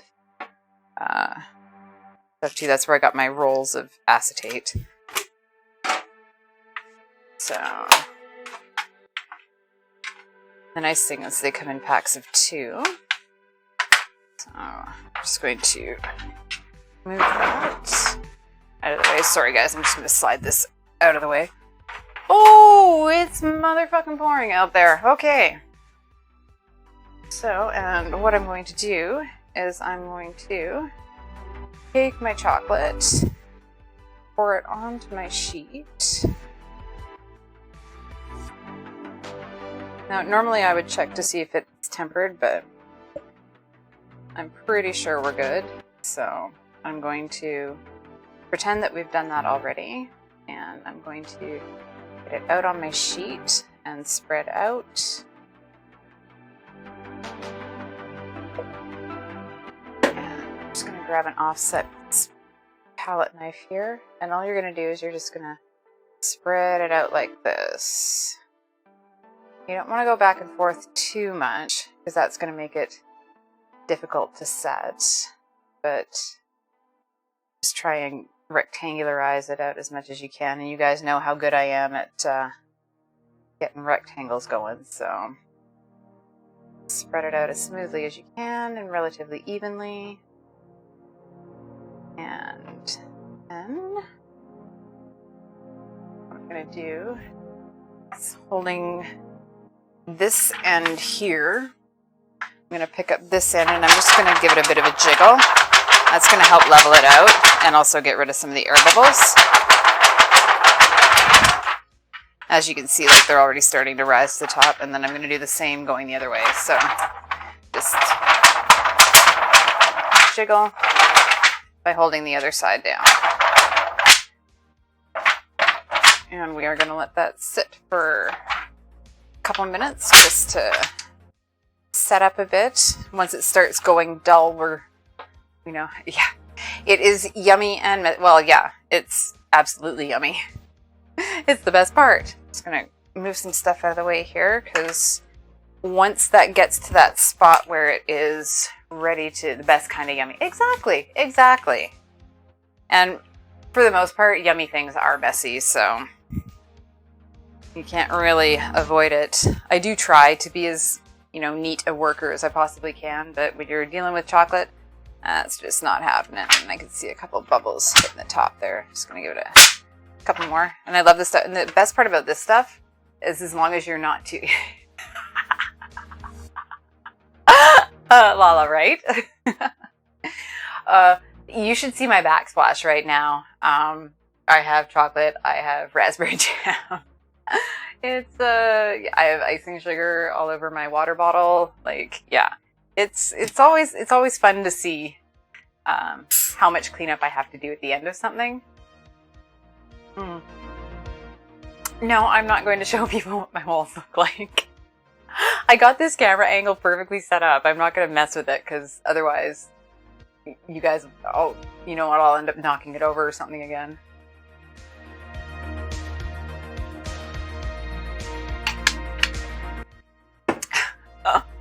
Actually, I don't know if you'll be able to see it, but yeah, it's good. So it's got a little bit of a bubble happening. Just give it a bit more of a tap. And unfortunately, this is the fun part. This is where you have to wait and see and pray that everything.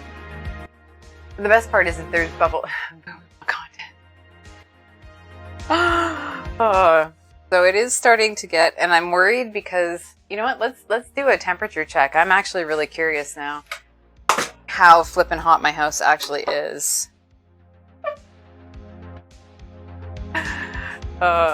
Maybe a lick. Yes, you know what, I will put that up at the end, because like I said, if I move this camera, we're out of business. Yeah, no. So I can put my ambient heat thermometer out right now. So we are at 83 Fahrenheit, or, oh, it always dies when I try to put it in Celsius. It doesn't like it. Where are we here? Okay. So yeah, I promise. So we're at 83 Fahrenheit in here right now. So it might take a few minutes longer to set than it would normally, because you sort of have that spot where you need to trim the edges and make the things and it still be pliable to roll. but you also want to make sure that it's set enough so, because if you're dragging your knife through this now, it's not going to set. It's not going to, like, it's starting to set on the edges here, so that's good. A little thicker here, so. I might as well grab the cake while I'm thinking about it. No, you know what? If I do that, I'm going to make a gigantic mess. So, we are going to just slide this out of the way while I bring out, yeah.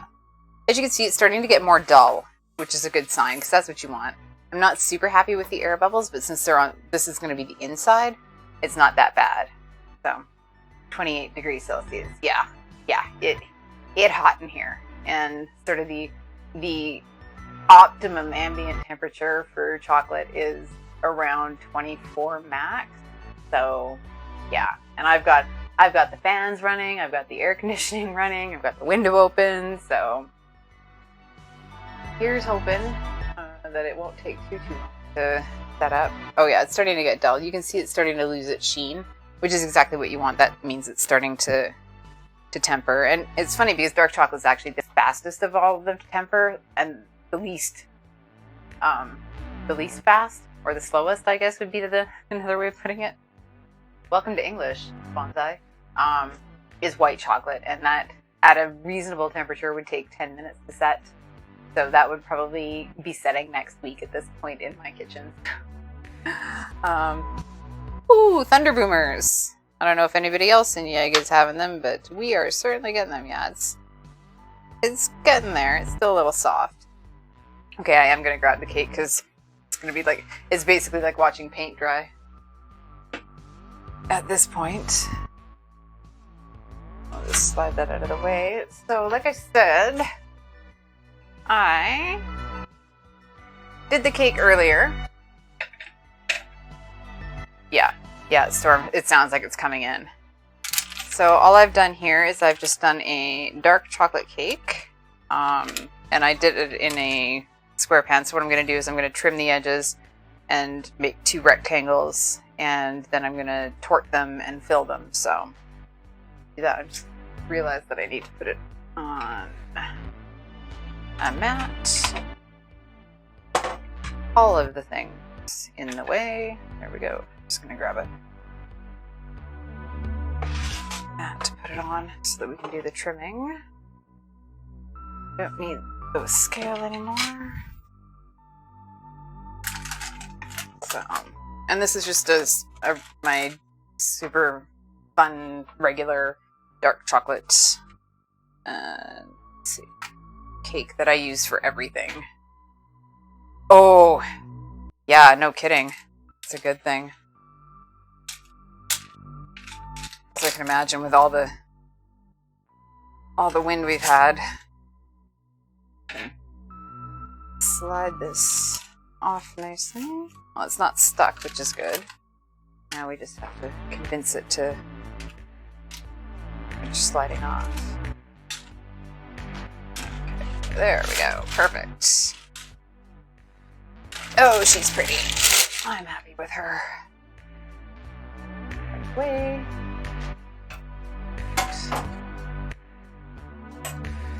Before I get too caught up in getting her trimmed down, I'm going to check my chocolate here again. It looks like it's starting to get pretty close to where we want it to, so we can start carving in the chocolate curl. And all you do is you take a knife, move you over here, my beauty. It's so shiny, yeah. It's very shiny. Okay, so I think we're at a pretty good time. I'm going to grab my knife here. I'm just going to do a test, see where we are here. Okay, yeah, I think we are good to go. So we're going to play musical cake with chocolate. And all I'm going to do is I'm just going to sort of trim up the edges here. So we have sort of a rectangle. And we need to be fairly quick about this because it's going to continue setting. So the best thing about chocolate is you can actually reuse it. So anything that doesn't make it into the finished product, you can definitely just let it harden up and crumble up, put in a bag, and you can reuse it. Now, starting from the middle, we're just gonna go like this and just make sort of round, kind of like this. And that one was kind of big. I'm gonna go slightly smaller on this one.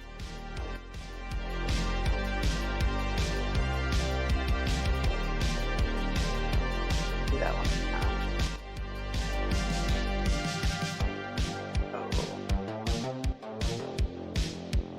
Your way all the way around.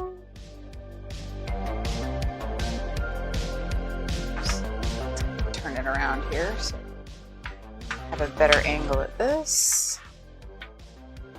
You guys see that okay? Take that out. And you'll find that as it gets closer to setting, you'll want to do it a little more quickly. So your curls might get slightly larger, just as you're trying to save time. Make sure you get it done before it sets up too hard. Get one more here. Okay, so now that that's done, you're going to, because it's still pliable, you're going to take it and you're going to roll it, and depending on how hard you roll it is going to determine how big how much curl your curls, like how bent your curls will be. Like, I will learn English eventually, and now I'm going to stuff that in. I think that's actually nice. I'm going to put this in the fridge now for about 10 minutes, which is perfect because that'll give us time to start on the cake. So I'm just gonna set a timer for that. Wow, it's raining like crazy. I can hear it. Let's try it. 10-minute timer. Okay, so I'm gonna set that timer for that, but let's get back to our friend, Mr. Cake. And I need my implements of torture. No, kidding. I'm going to take off just the top to even it out, and then I'm going to cut it in half. So how am I with that? Just want to make sure we have a fairly level surface. That should be good. Needs to go down one. It's a little too tall. And that's the beauty of these things, is you can adjust them as you need to. Yeah, exactly. My problem, Tat, is that my mom has a whole bunch of really good things growing, and I'd really like to have them work out this year. So I'm kind of like, could you please not be quite so worried about making sure they're well watered? And how about just giving us a break and some sunshine? Because, like, I would really love for things to actually grow as well as they did last year with all that heat we had. Like, it's hard to believe we had that heat dome this time last year. Like, considering where we are right now, it's like, ugh. Oh, that's not gonna... There we go.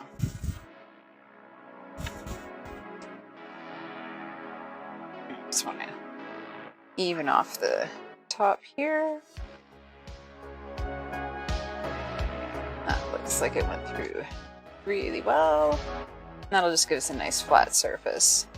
And of course, with the top part, I always end up turning it over just to make sure that it's even, yeah, overwatered. There we go. Oh, check out the crumb on that. Oh, I am happy.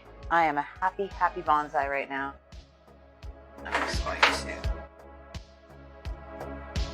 take all this extra, and that'll be for cake pops or something later. And then I'm going to move my cutter down to the bottom level, because I'm actually going to cut it in half again. And then I will trim it around the sides and get our final rectangle set. So yeah, I've got it at the bottom setting now. And You guys want to hang on for like 2 seconds? I'm just going to check and make sure that the water's not coming into my living room because I can hear it and it sounds like it's hitting my window. So I will be right back.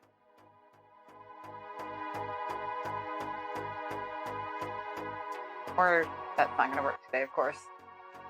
How about be right back? There we go. Okay, sorry.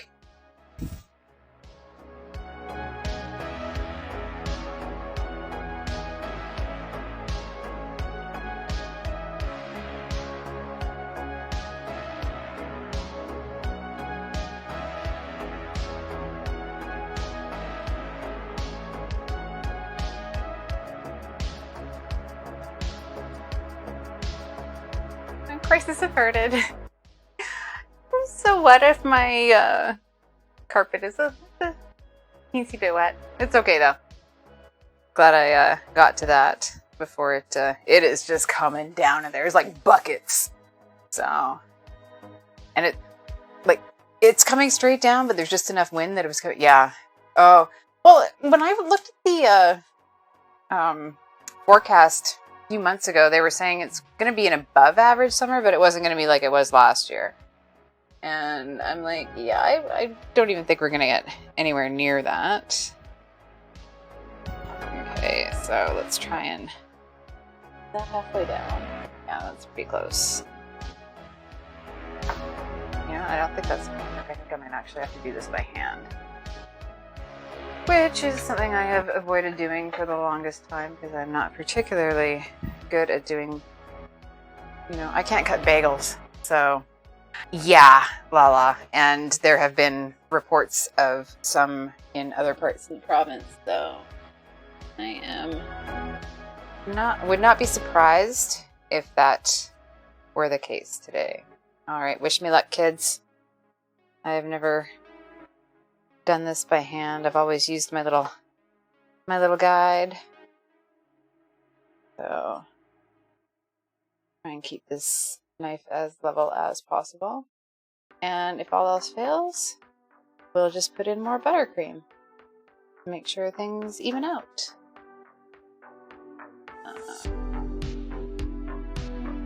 Yeah, I can't cut bagels. So as you can see, this is not turning out quite as well as I had hoped. So, yeah, no, that didn't quite work so well, so that's okay. You know what? This will just be a 3-layer cake, not a 4. I'm okay with that. Yeah, it started out not bad, and then it just went to hell in the middle there, so that's okay. I'm not worried. And then we're just gonna trim off the edges, because we don't need those. And let's see what we're left with here.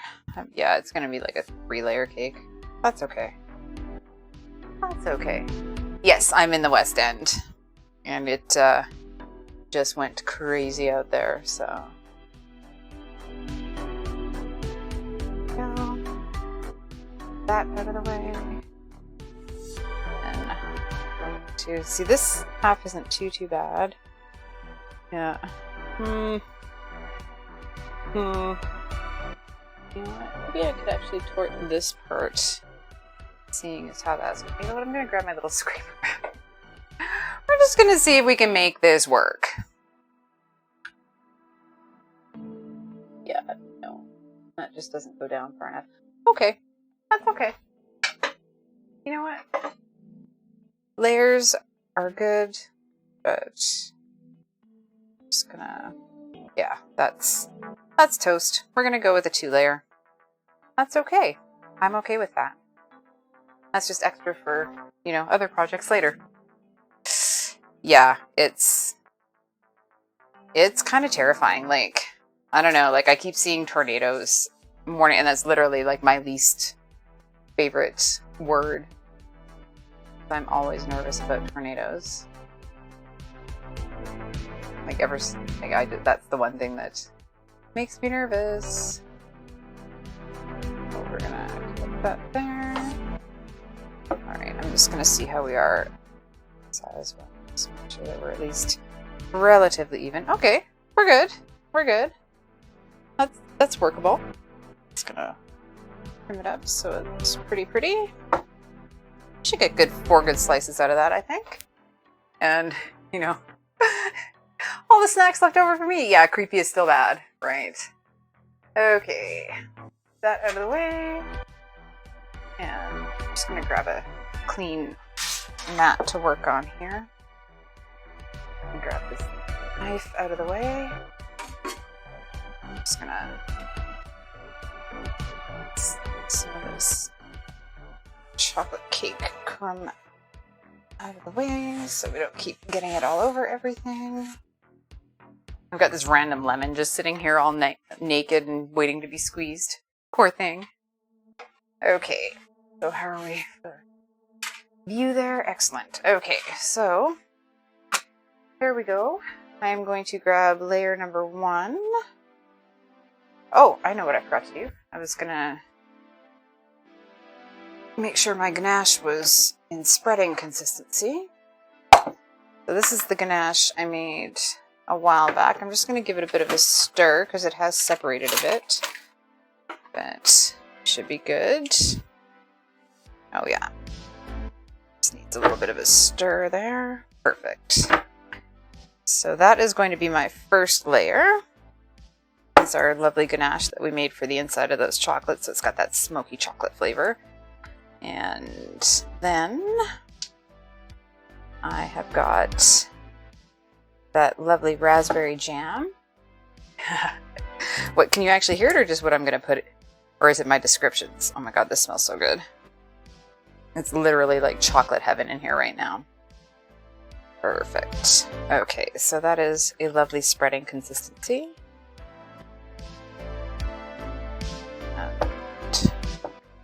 A bit more of a mush around here. I've got it all over me. And the lemon description. My poor naked lemon. Just sitting here waiting to be squeezed. Okay. You know, side of the bowl. And alright. So just clean off my offset that I had earlier because I actually need that. And what I did with it, I have no idea. Oh, perfect. There it is. Just give that chocolate in the fridge a quick check here, see how we're doing.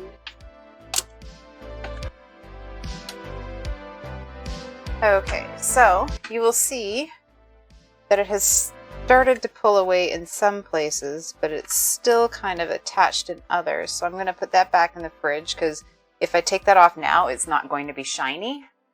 So that's going to go back in the fridge for a few more minutes here. The only unfortunate part is because usually you would take it out and leave it at room temperature to finish off.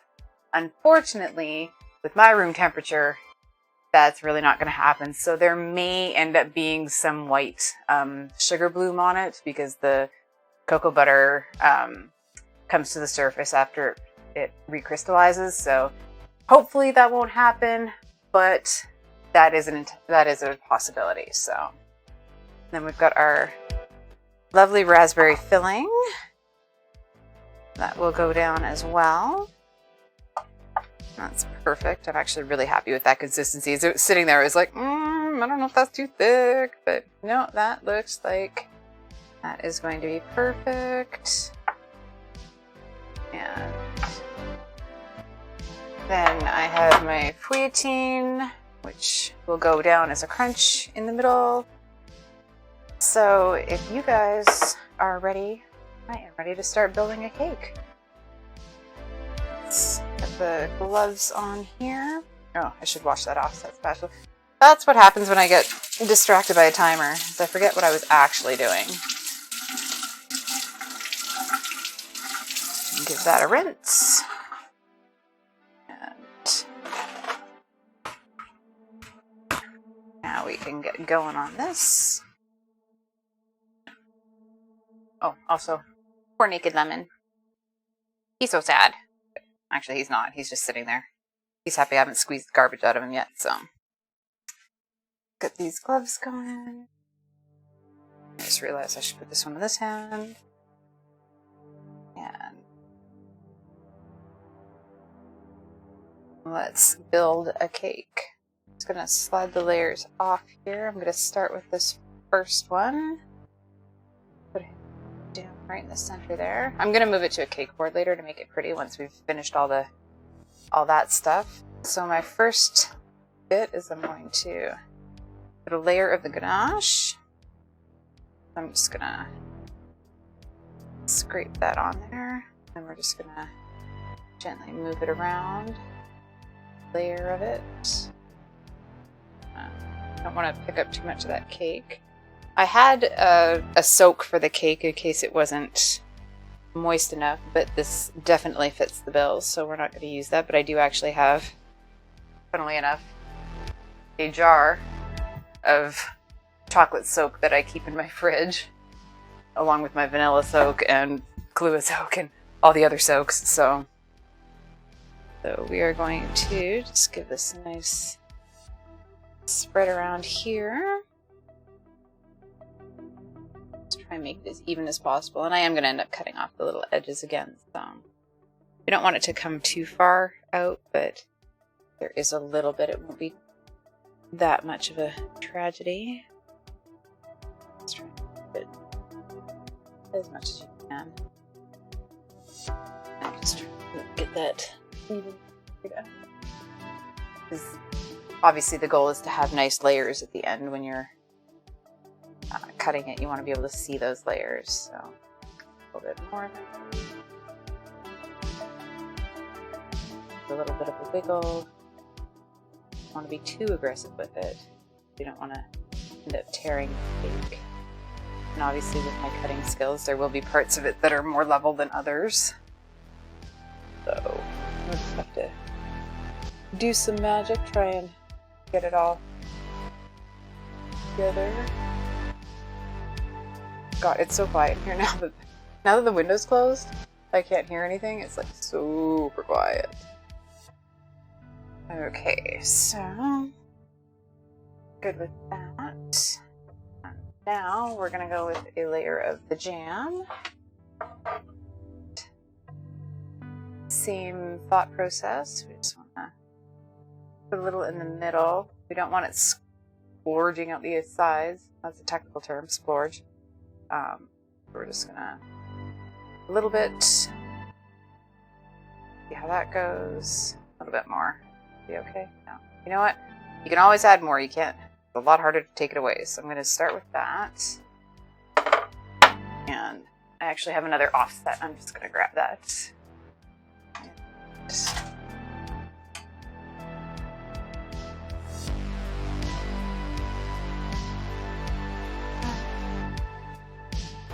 This is the ridiculous offset. Why it hides in the corner, because it's so large. Spread that over the plate. Maybe a little bit.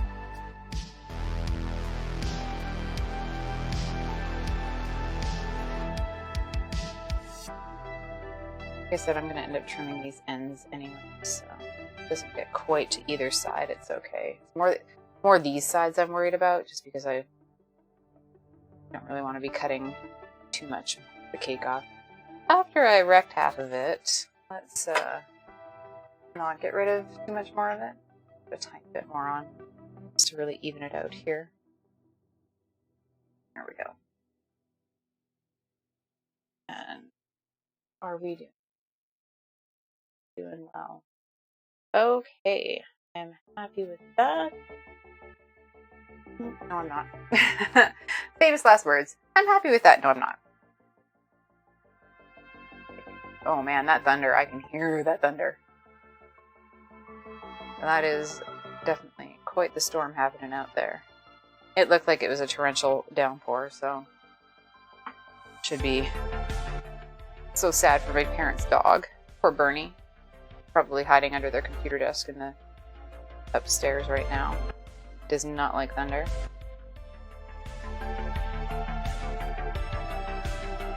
Okay.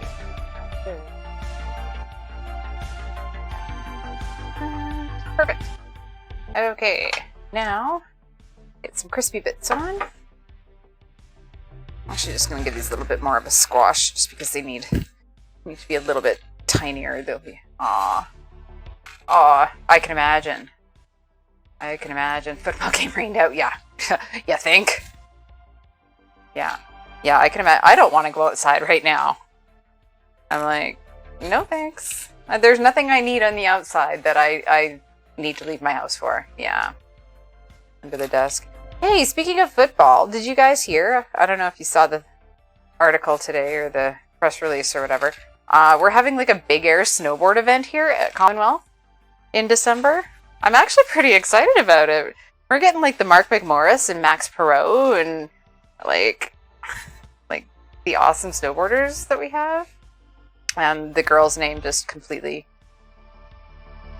evades me right now. So, and now we're just gonna do a nice sprinkly sprinkle of the sweetine. Get that in there. Don't be shy. And if it's a little big, just give it a bit of a smush as you're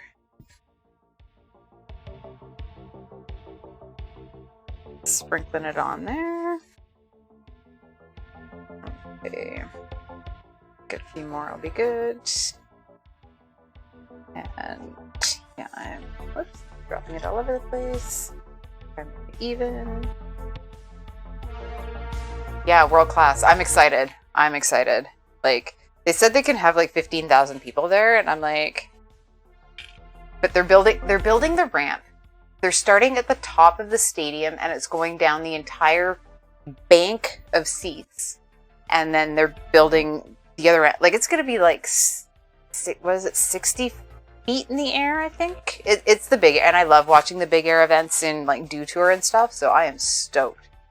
And this is an actual sanctioned snowboarding association event, so that's pretty cool. So it'll actually count towards like the world overall standings and the Crystal Globe. So yeah, I'm super excited about that. I would actually go stand outside in snow to watch Mark McMorris and Max Perot snowboard for sure.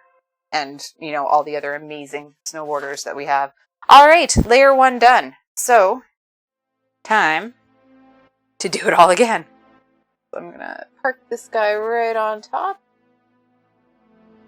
And there we go. Did I save enough of that other part where I can just sort of... Yeah, I think I saved enough of the other part that I kind of ruined that I can put back on. So we'll do a little frankencaking afterwards. So again, we're gonna start with a bunch of the ganache here.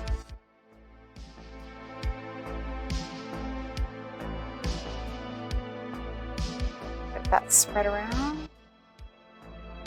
Some of the warmer stuff around the edges, that might spread better. And give that a bit of a push down while I go and check on the chocolate in the fridge.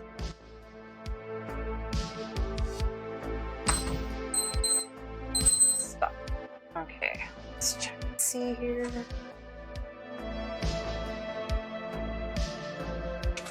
Oops. Okay, yeah. You can definitely tell now that a lot more of it has contracted away from the acetate, which is perfect. That's exactly what you want. Oh, my hot hands. Okay, so I'm going to leave this out now because it will be good to go when we are ready to use it. And I'm going to get back to the task at hand here.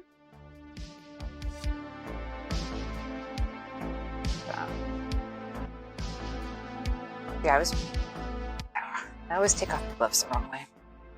Alright, so let's get this spread out. Stuff is a little stiffer. So it was in the middle of the bowl. Oh, that's okay. I'll just tease it around here. It'll eventually cooperate. Now we're gonna do a little frankencake. I'm gonna put on a top layer of just the offcuts, and then we can put the buttercream on top of that. Because otherwise we'll only have like one layer of all the good stuff. And come on, it's World Chocolate Day. We want 2 layers of all the good stuff. Oh. The other good thing about putting the creatine down is it helps keep the cakes from sliding around. Definitely don't want that.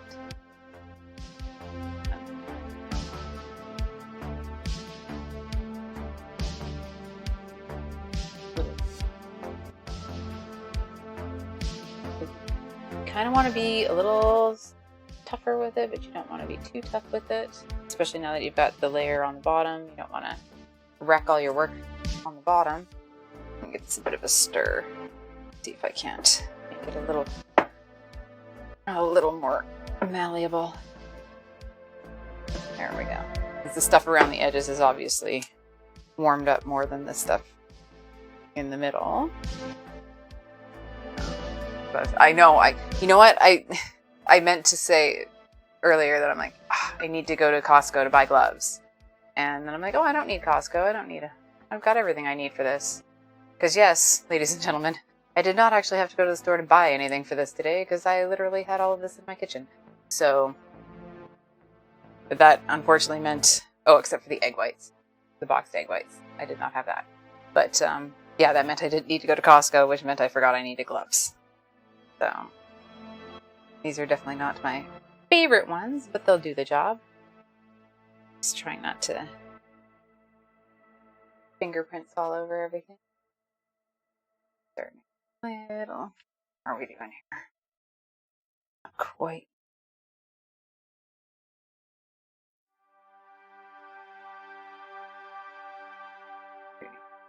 Kitchen goals.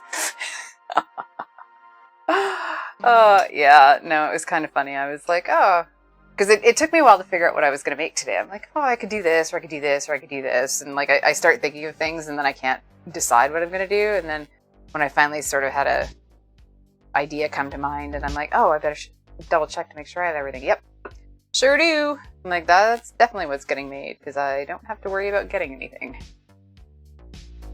Yeah. Oh, thank you.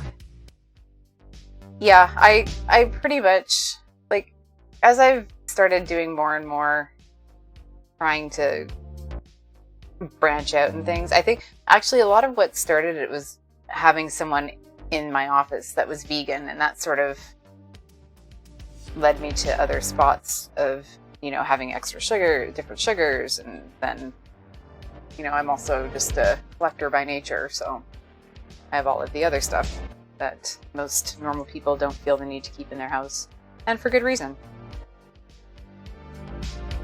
Pretty delicious, thanks. It's getting there. It's, if nothing else, it fucking smells amazing in here. Okay, I've just got this one spot here that's making me crazy. Caking me crazy. Okay. There we go. Knock that off there.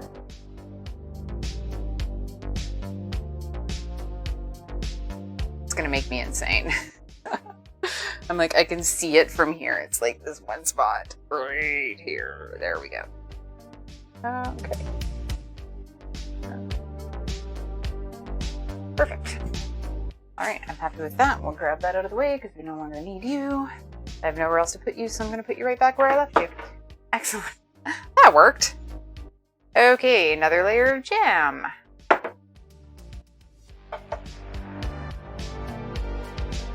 You know what? And it's funny because the first vegan cake I ever made was just a plain chocolate cake. And honestly, Underground couldn't tell the difference and still swears that it's his favorite of all of the cakes. Yeah. I'm sorry, I just saw your comment, Underground. I'm a couple seconds behind on the chat from trying to get this all figured out here. This offset spatula is freaking ridiculous. I'm not quite sure. I think it actually came as part of like a package of something I bought on Amazon.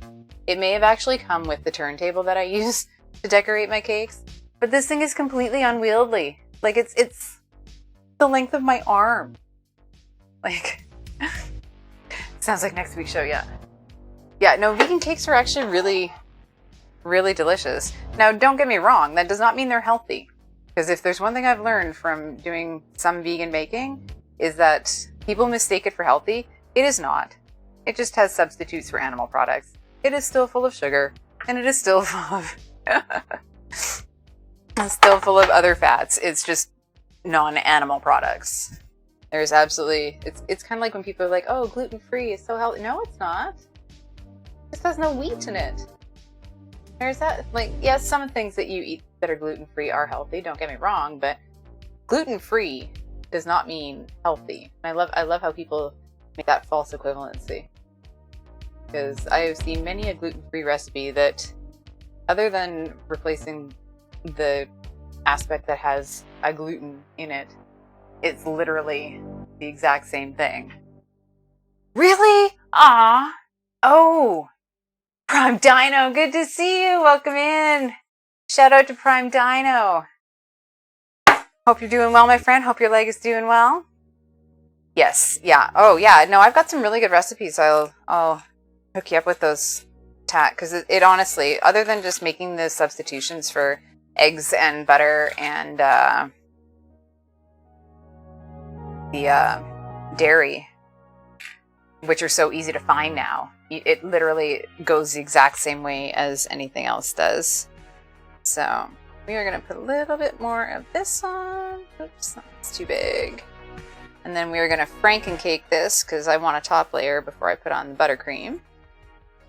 That one's a little big, but that's okay. We're going to use a big ass knife to get through this, so we're good. We're all good. Aha, chocolate time. Yep. You are in the right place. It is chocolate time. Oh. And crunchy stuff time. And let's sprinkle it all up here. I'm so excited that I have leftovers of this stuff. It's my favorite. Okay. And since I can just brush this stuff away, I don't care if it lands on the mat like that.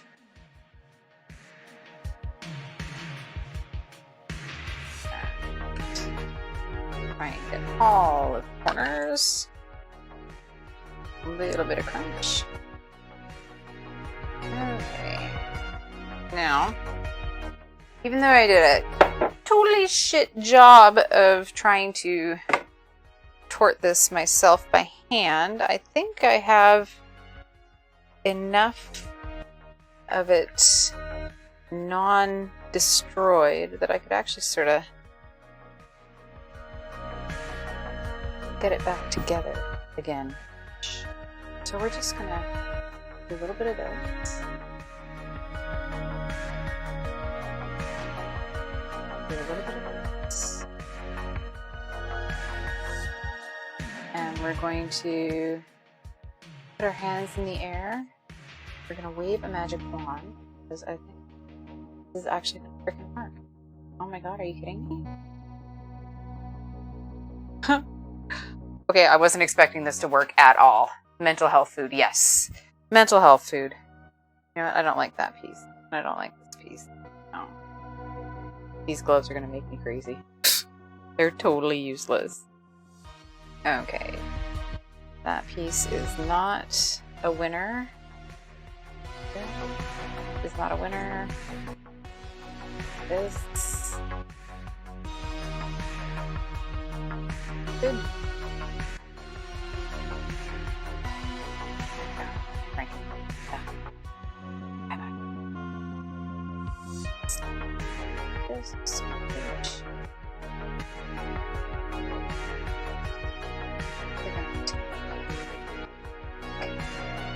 That is how it's supposed to be.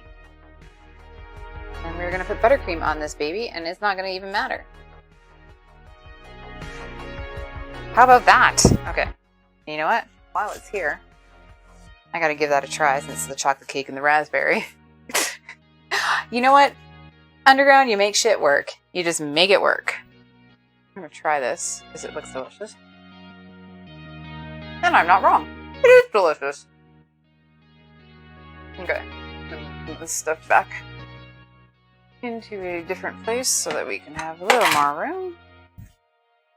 Let's get some of these crumbs out of the way.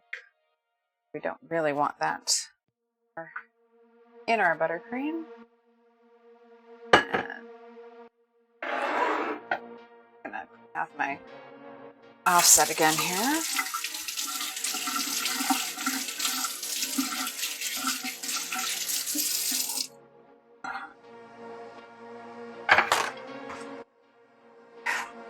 Banzai buttercream Merlin, exactly. And I'm also a wizard. I am a wizard. I am a wizard today. I am MacGyvering this into a 3-layer cake that should have been a 4-layer cake, but my cutting skills are subpar. So it's a 3-layer cake. And that's okay. So let's grab one. I'm running out of spatulas. So I'm going to grab this. I'm just going to actually give it a quick stir around. That is so beautiful. Like, come on. We are going to drop that on top. Get a nice even coat of that. Hopefully that'll work like spackle. Should keep the cake together. And if it doesn't, well then it's going to. It will. Look at that. Look at that. It's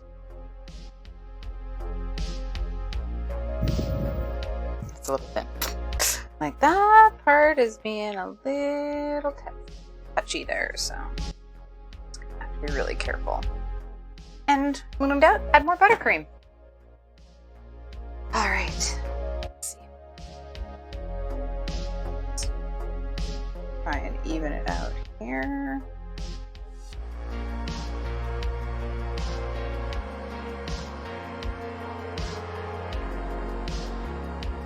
Lower on than it is on this. Okay.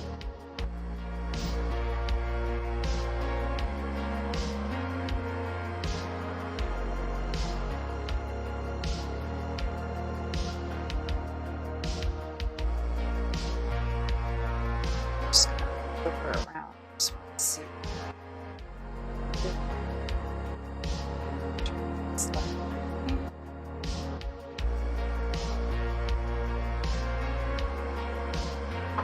What are my thoughts on fondant? I have never worked with it because I'm not a fan of the flavor. I think if you're looking for that really smooth, beautiful finish, that's definitely the way to go. But it's really unforgiving when you roll it too thin and it starts to tear, it's too dry. Like, there's so many things that can go wrong, but if it's done well, it's amazing. I personally haven't worked with it, just like I said, because I'm not a fan of the flavor, but I've thought about it. And kudos to anybody who can actually do it well, because it is an art for sure, like getting it to the right consistency and the right workability, and then getting those beautiful smooth edges. Something that is not happening today is beautiful smooth edges on this cake, because we are getting a little uneven. And I think that's because of the franken-caking. But you know what? It's chocolate cake, so really, if it's not perfect, it's still gonna be freaking delicious. Oh. I'm just gonna... I need a bowl.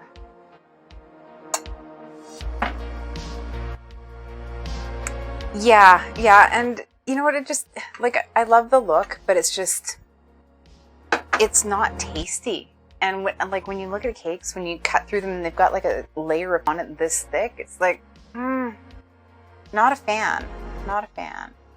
And like I said, I've never worked with it, but I admire people who can, because I've watched like competitions on television, and it's just, like, it looks difficult, so.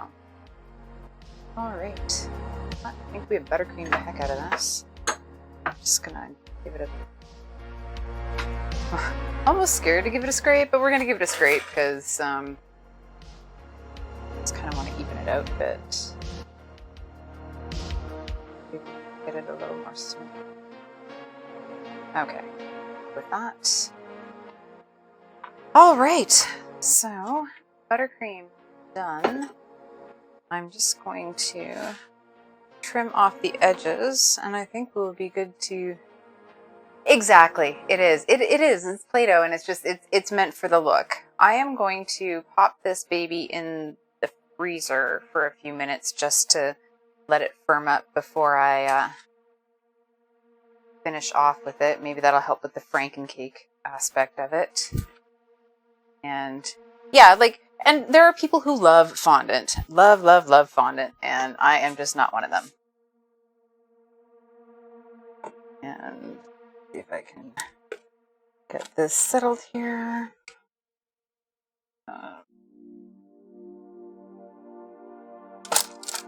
I would like to learn how to work with gum paste, though. I think that would be interesting, like making flowers and stuff. I think that'd be really cool.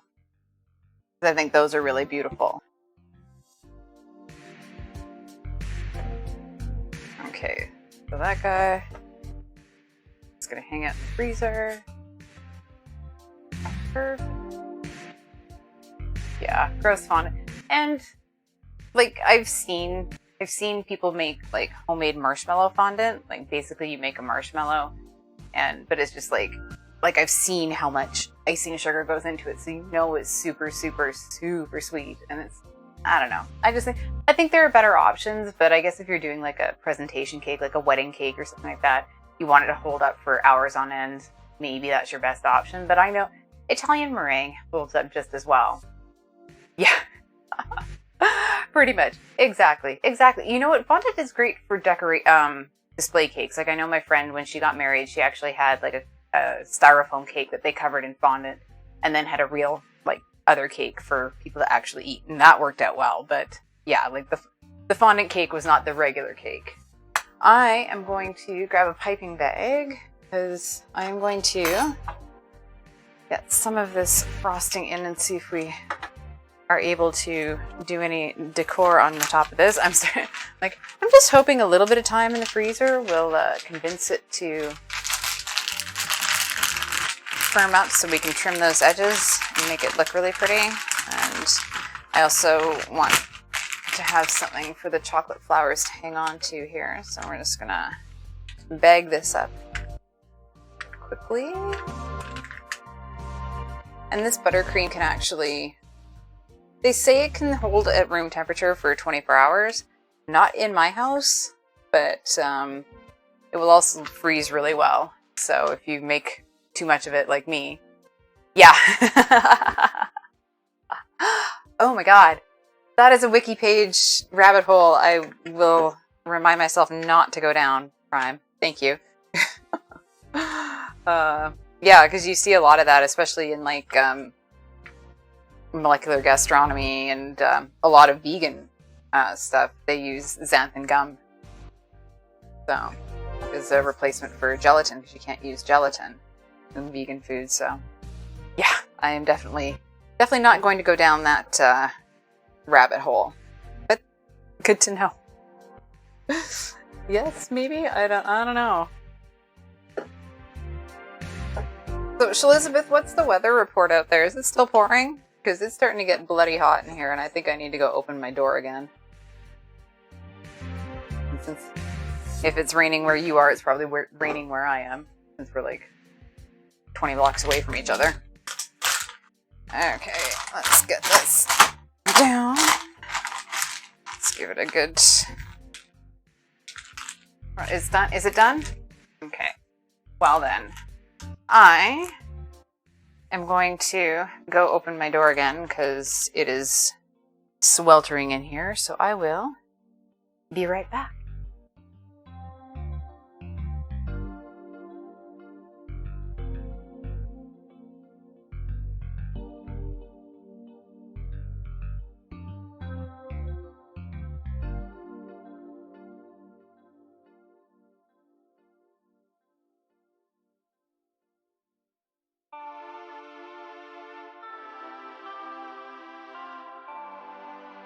I come back to Carnauba wax. That's awesome. It's actually done outside at my house, Elizabeth, so weird.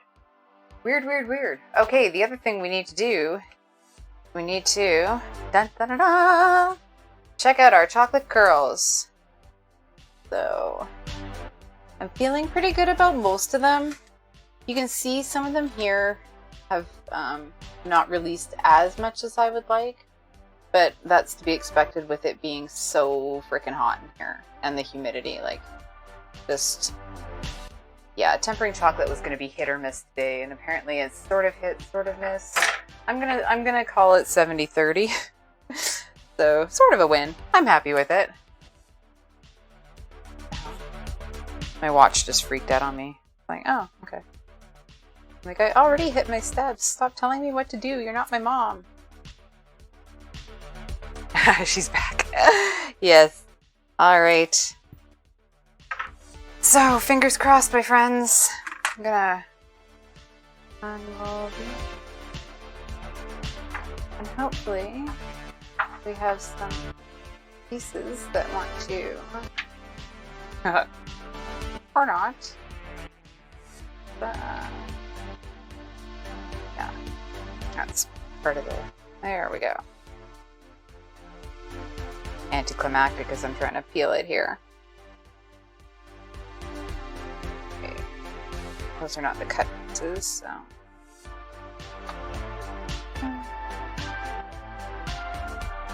Yeah, I probably should have taken some of this off before I rolled it all up completely, but that's okay. And okay, we do have the curls. They're not as shiny just because it's still, oh, I really shouldn't be doing this with bare hands, but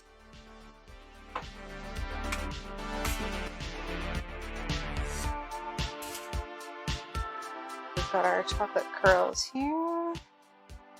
They are fairly shiny on the back, but I just ran my thumb through that one, so that's not going to be too shiny. The ones that, there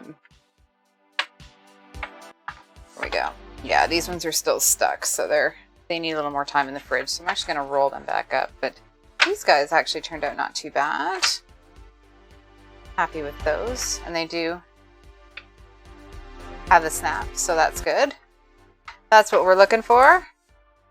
Just gonna roll these guys back up and put them back in the fridge and see if we can't get them to release, because yeah, it's just too hot in here. I had a feeling that was gonna happen, but that's okay. Not a total fail. They actually worked. They just need more time in the fridge. So we're just gonna slide those right back. Oh, thank you. It actually, I'm happy with how they turned out. It's just unfortunate with the heat today and the humidity. So let's just tape these babies back up. I'm gonna slide them back in the fridge, and I will grab the cake out of the freezer while I'm over here. And let's see if we can make it look a little prettier by cutting some of the sides off. See if it's firmed up a smidge. Oh yeah. Okay. Just trying not to let my freezer door slam. Give me a second as I bring that out. Probably should put it on a stiffer board. That would have helped. Okay, so where is my... I'm going to go with my slightly smaller and less dangerous knife. We're going to...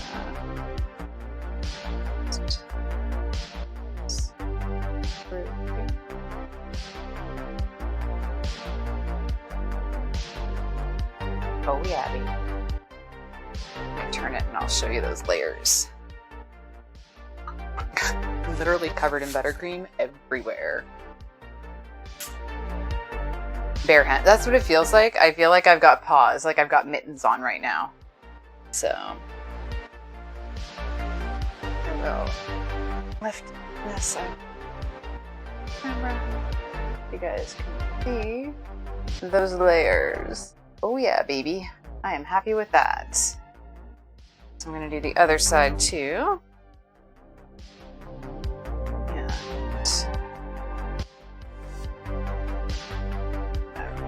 clean off my knife so that I don't drag extra stuff through it. Try and keep it as clean as possible.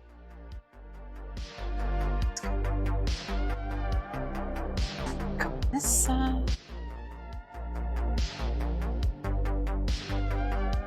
straight cut. Something I struggle with all the time.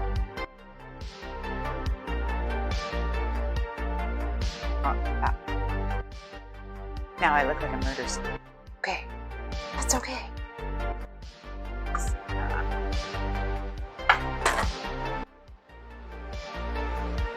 go down. And I'm going to put that glove back on. I'm not going to touch the cake. So let's see if we can actually get this Franken cake cut down the middle.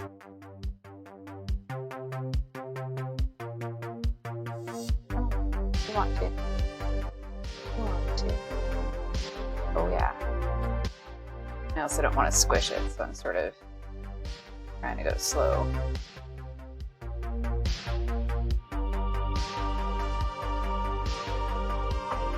And then if we can get these into 2 each, I'm going to call this a bloody success. We'll pipe some roses on the top, put some chocolatey stuff, little curls. Good. To damage. And I did get hung up on a piece of feuilletine there, so that was the problem. Smooth, yeah. So far, yes. We'll see. Now I need to get it transferred to a cake board. That's the end result, is trying to get it transferred to the cake board. I've got feuilletine, and I'm going to switch gloves. This one is just going to make a mess. So, let's go. Oh, I got a crummy on the top for my tweezers.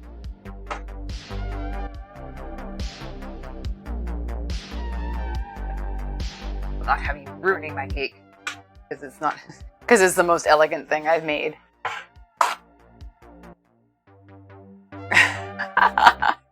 I'm glad I'm on your TV. All the better to HD watch the disaster with. That's awesome. Okay, one more. Can she do it? That's a hell of a question. Feeling pretty good though. I keep getting hung up. I should have broken my feuilletine. Note to everybody, break your feuilletine up a little bit more, because I've hit a couple larger spots that have not been easy to cut through, so.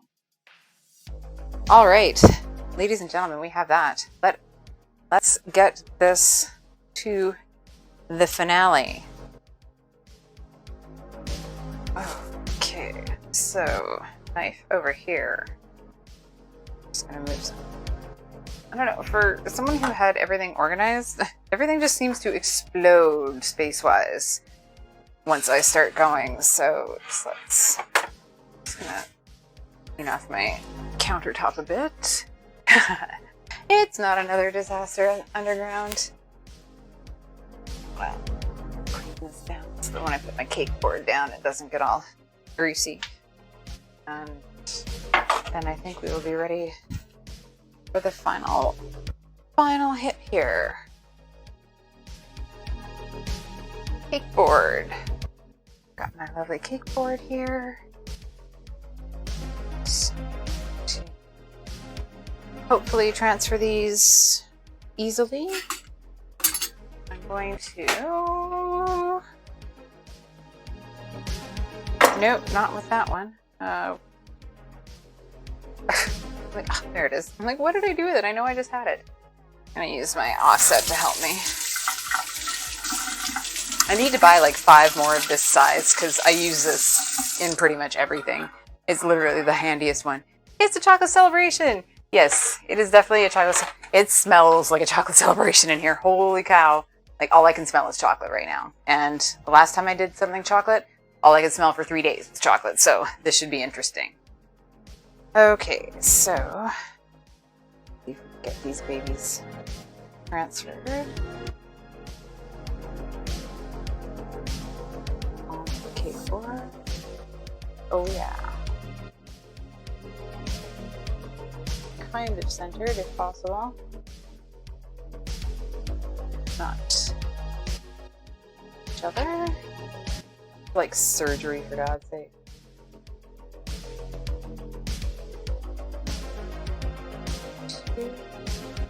Careful. Like I'm literally like, if I weren't talking, I wouldn't be breathing, so that's why I'm talking.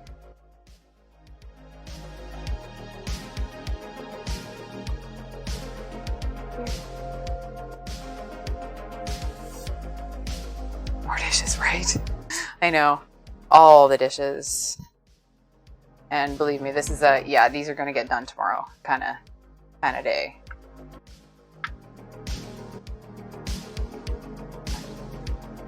Oh yeah. Oh yes. Okay, I just need to move them over there a little off center. There's nothing more annoying than off center cake. Actually, there's lots of things more annoying, but to me today, off center cake would be the number one. So there we go. I'm gonna rinse the can because I'm now covered in chocolate and buttercream and jam. And last final touches here. That out of the way. We're going to height a couple of roses on the top. I think there's enough buttercream that it would stay anyways, but I'm just gonna double my chances of making sure they stick. My chocolate curls. And there we go. Okay.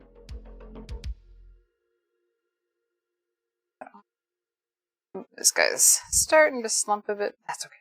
I'll get them back in the fridge and they'll be fine. Just going to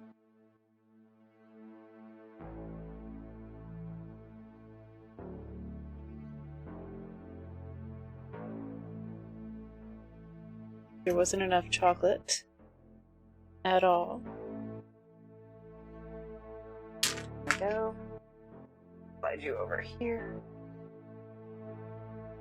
And last but not least, chocolate curls.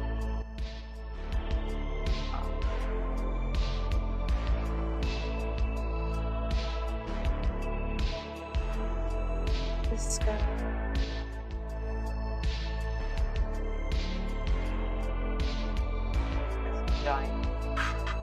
I'm picking through the ones that I got out of the fridge, and yeah, I think that looks like a shark. So. No glitter. Oh, the glitter's coming. I was actually gonna put it on the acetate, but I thought I'm gonna grab the chocolate out of the fridge because I actually want smaller curls. These ones are too big. I actually have a little bit of glitter. Just wanted to get these done first.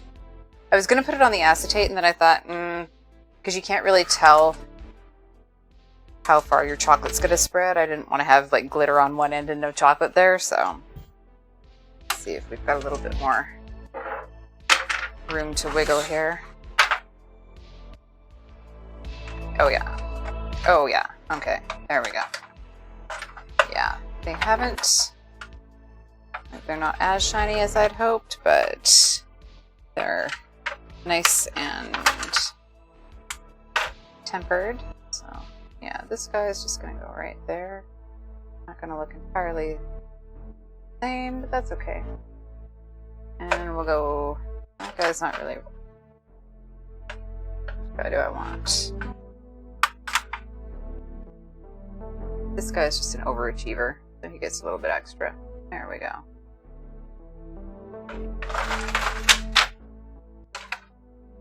Gonna grab this all up.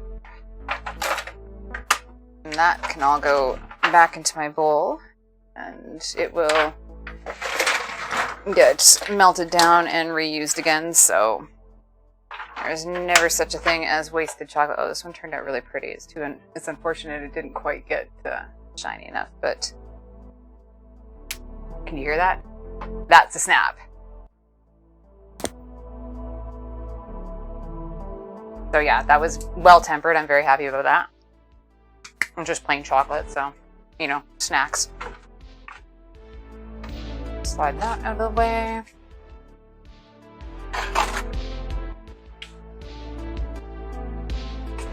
That's up. Okay. And these are starting to get a little soft because they're very, very warm. So, of course, we are going to Just a little bit. Because why not? Gotta make it festive. A little bit of luster dust. I'm just gonna put it on this big brush here. We're just gonna pretend we're doing our makeup.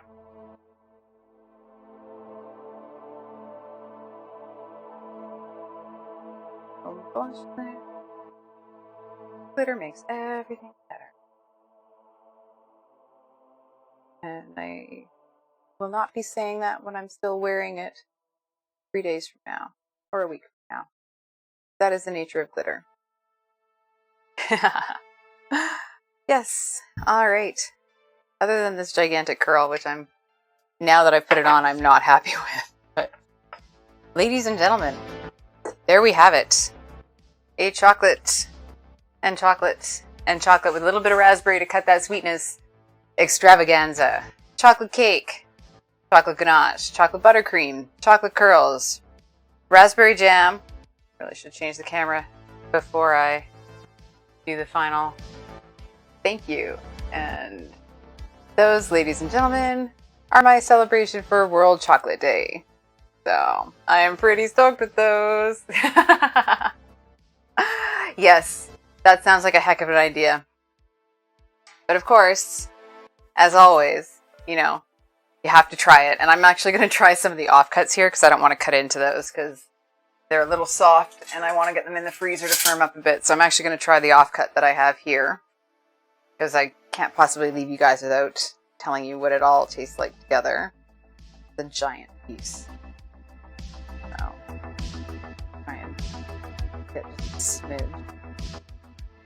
Fun stuff here. A little bit of the buttercream, a little bit of the cake, a little bit of jam.